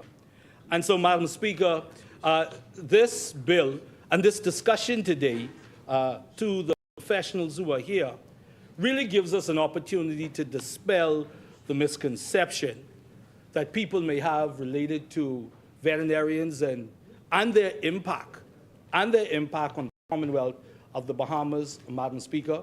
And so while, Madam Speaker, there is no doubt that the issues surrounding this bill are technical in nature, Madam Speaker, and what it gives for the ability, for example, for the council to administer and to regulate and otherwise, Madam Speaker, the larger issue, Madam Speaker, of what it gives persons in that profession is the ability, Madam Speaker, to be more effective in their collective and individual capacities, Madam Speaker, to contribute, Madam Speaker, to continue to contribute to different, Madam Speaker, areas of where there is a cross-section between their work, their profession, Madam Speaker, and the development of the Commonwealth of the Bahamas as it relates to agriculture, Madam Speaker, food security, and alike, Madam Speaker.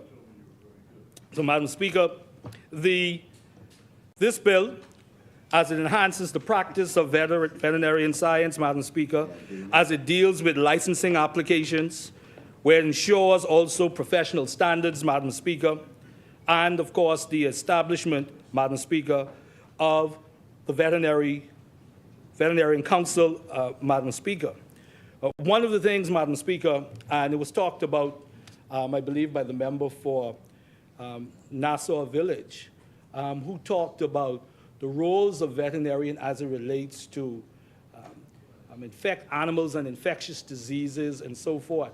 I think for a lot of people, unfortunately, Madam Speaker, that for some who have not been exposed or who have been ignorant, and ignorance just means you just don't know, that they fashion the profession of, if you have your dog, if you have your cat or whatever animal it is, that goes to the vet, and that's the extent of their impact, as important as it is, that's the extent of their impact on Bahamians and the Bahamian way of life and how Bahamians deal with their domesticated animals, Madam Speaker. But as we heard, they are, in fact, scientists in their own right, Madam Speaker.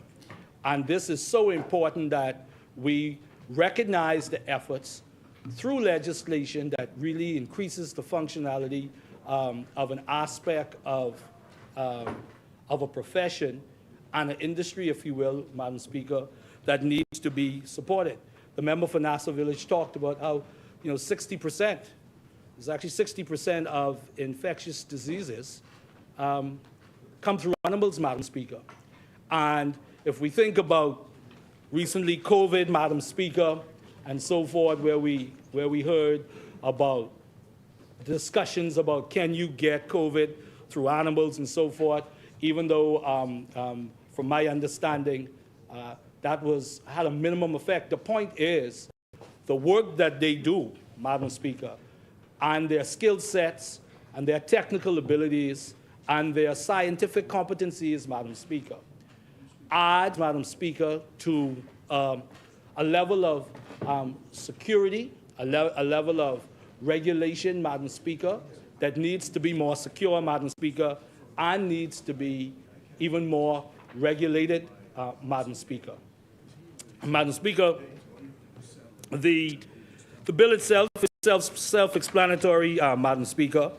We've talked about the issue of that oftentimes bills make their way Oftentimes, they may just be in the genesis stage, if you will, and it requires subsequent governments to come in to build on it. And the reality of it is, and it's happened on both sides, where someone does the heavy lifting, and it takes that present-day government, if you will, to really bring it into fruition and allow it to manifest itself in a way that was seen years before by a previous administration, Madam Speaker. And so, as the member for Marco City said, this is one of those issues, Madam Speaker. This is one of those pieces of legislation, Madam Speaker, that allows us to continue to secure our public health through creating a legally robust and properly regulated, even more regulated profession, Madam Speaker, because with many other things, many other aspects of Bahamian life and other industries, you will always find bad actors and so forth. I know in the Bahamian vernacular, you talk about, the bush mechanic, Madam Speaker, even though some bush mechanics are very, very good. The point is, though, Madam Speaker, that is true, some are very, very good. So I ain't knocking bush mechanics. I ain't knocking bush mechanics. The point is, Madam Speaker,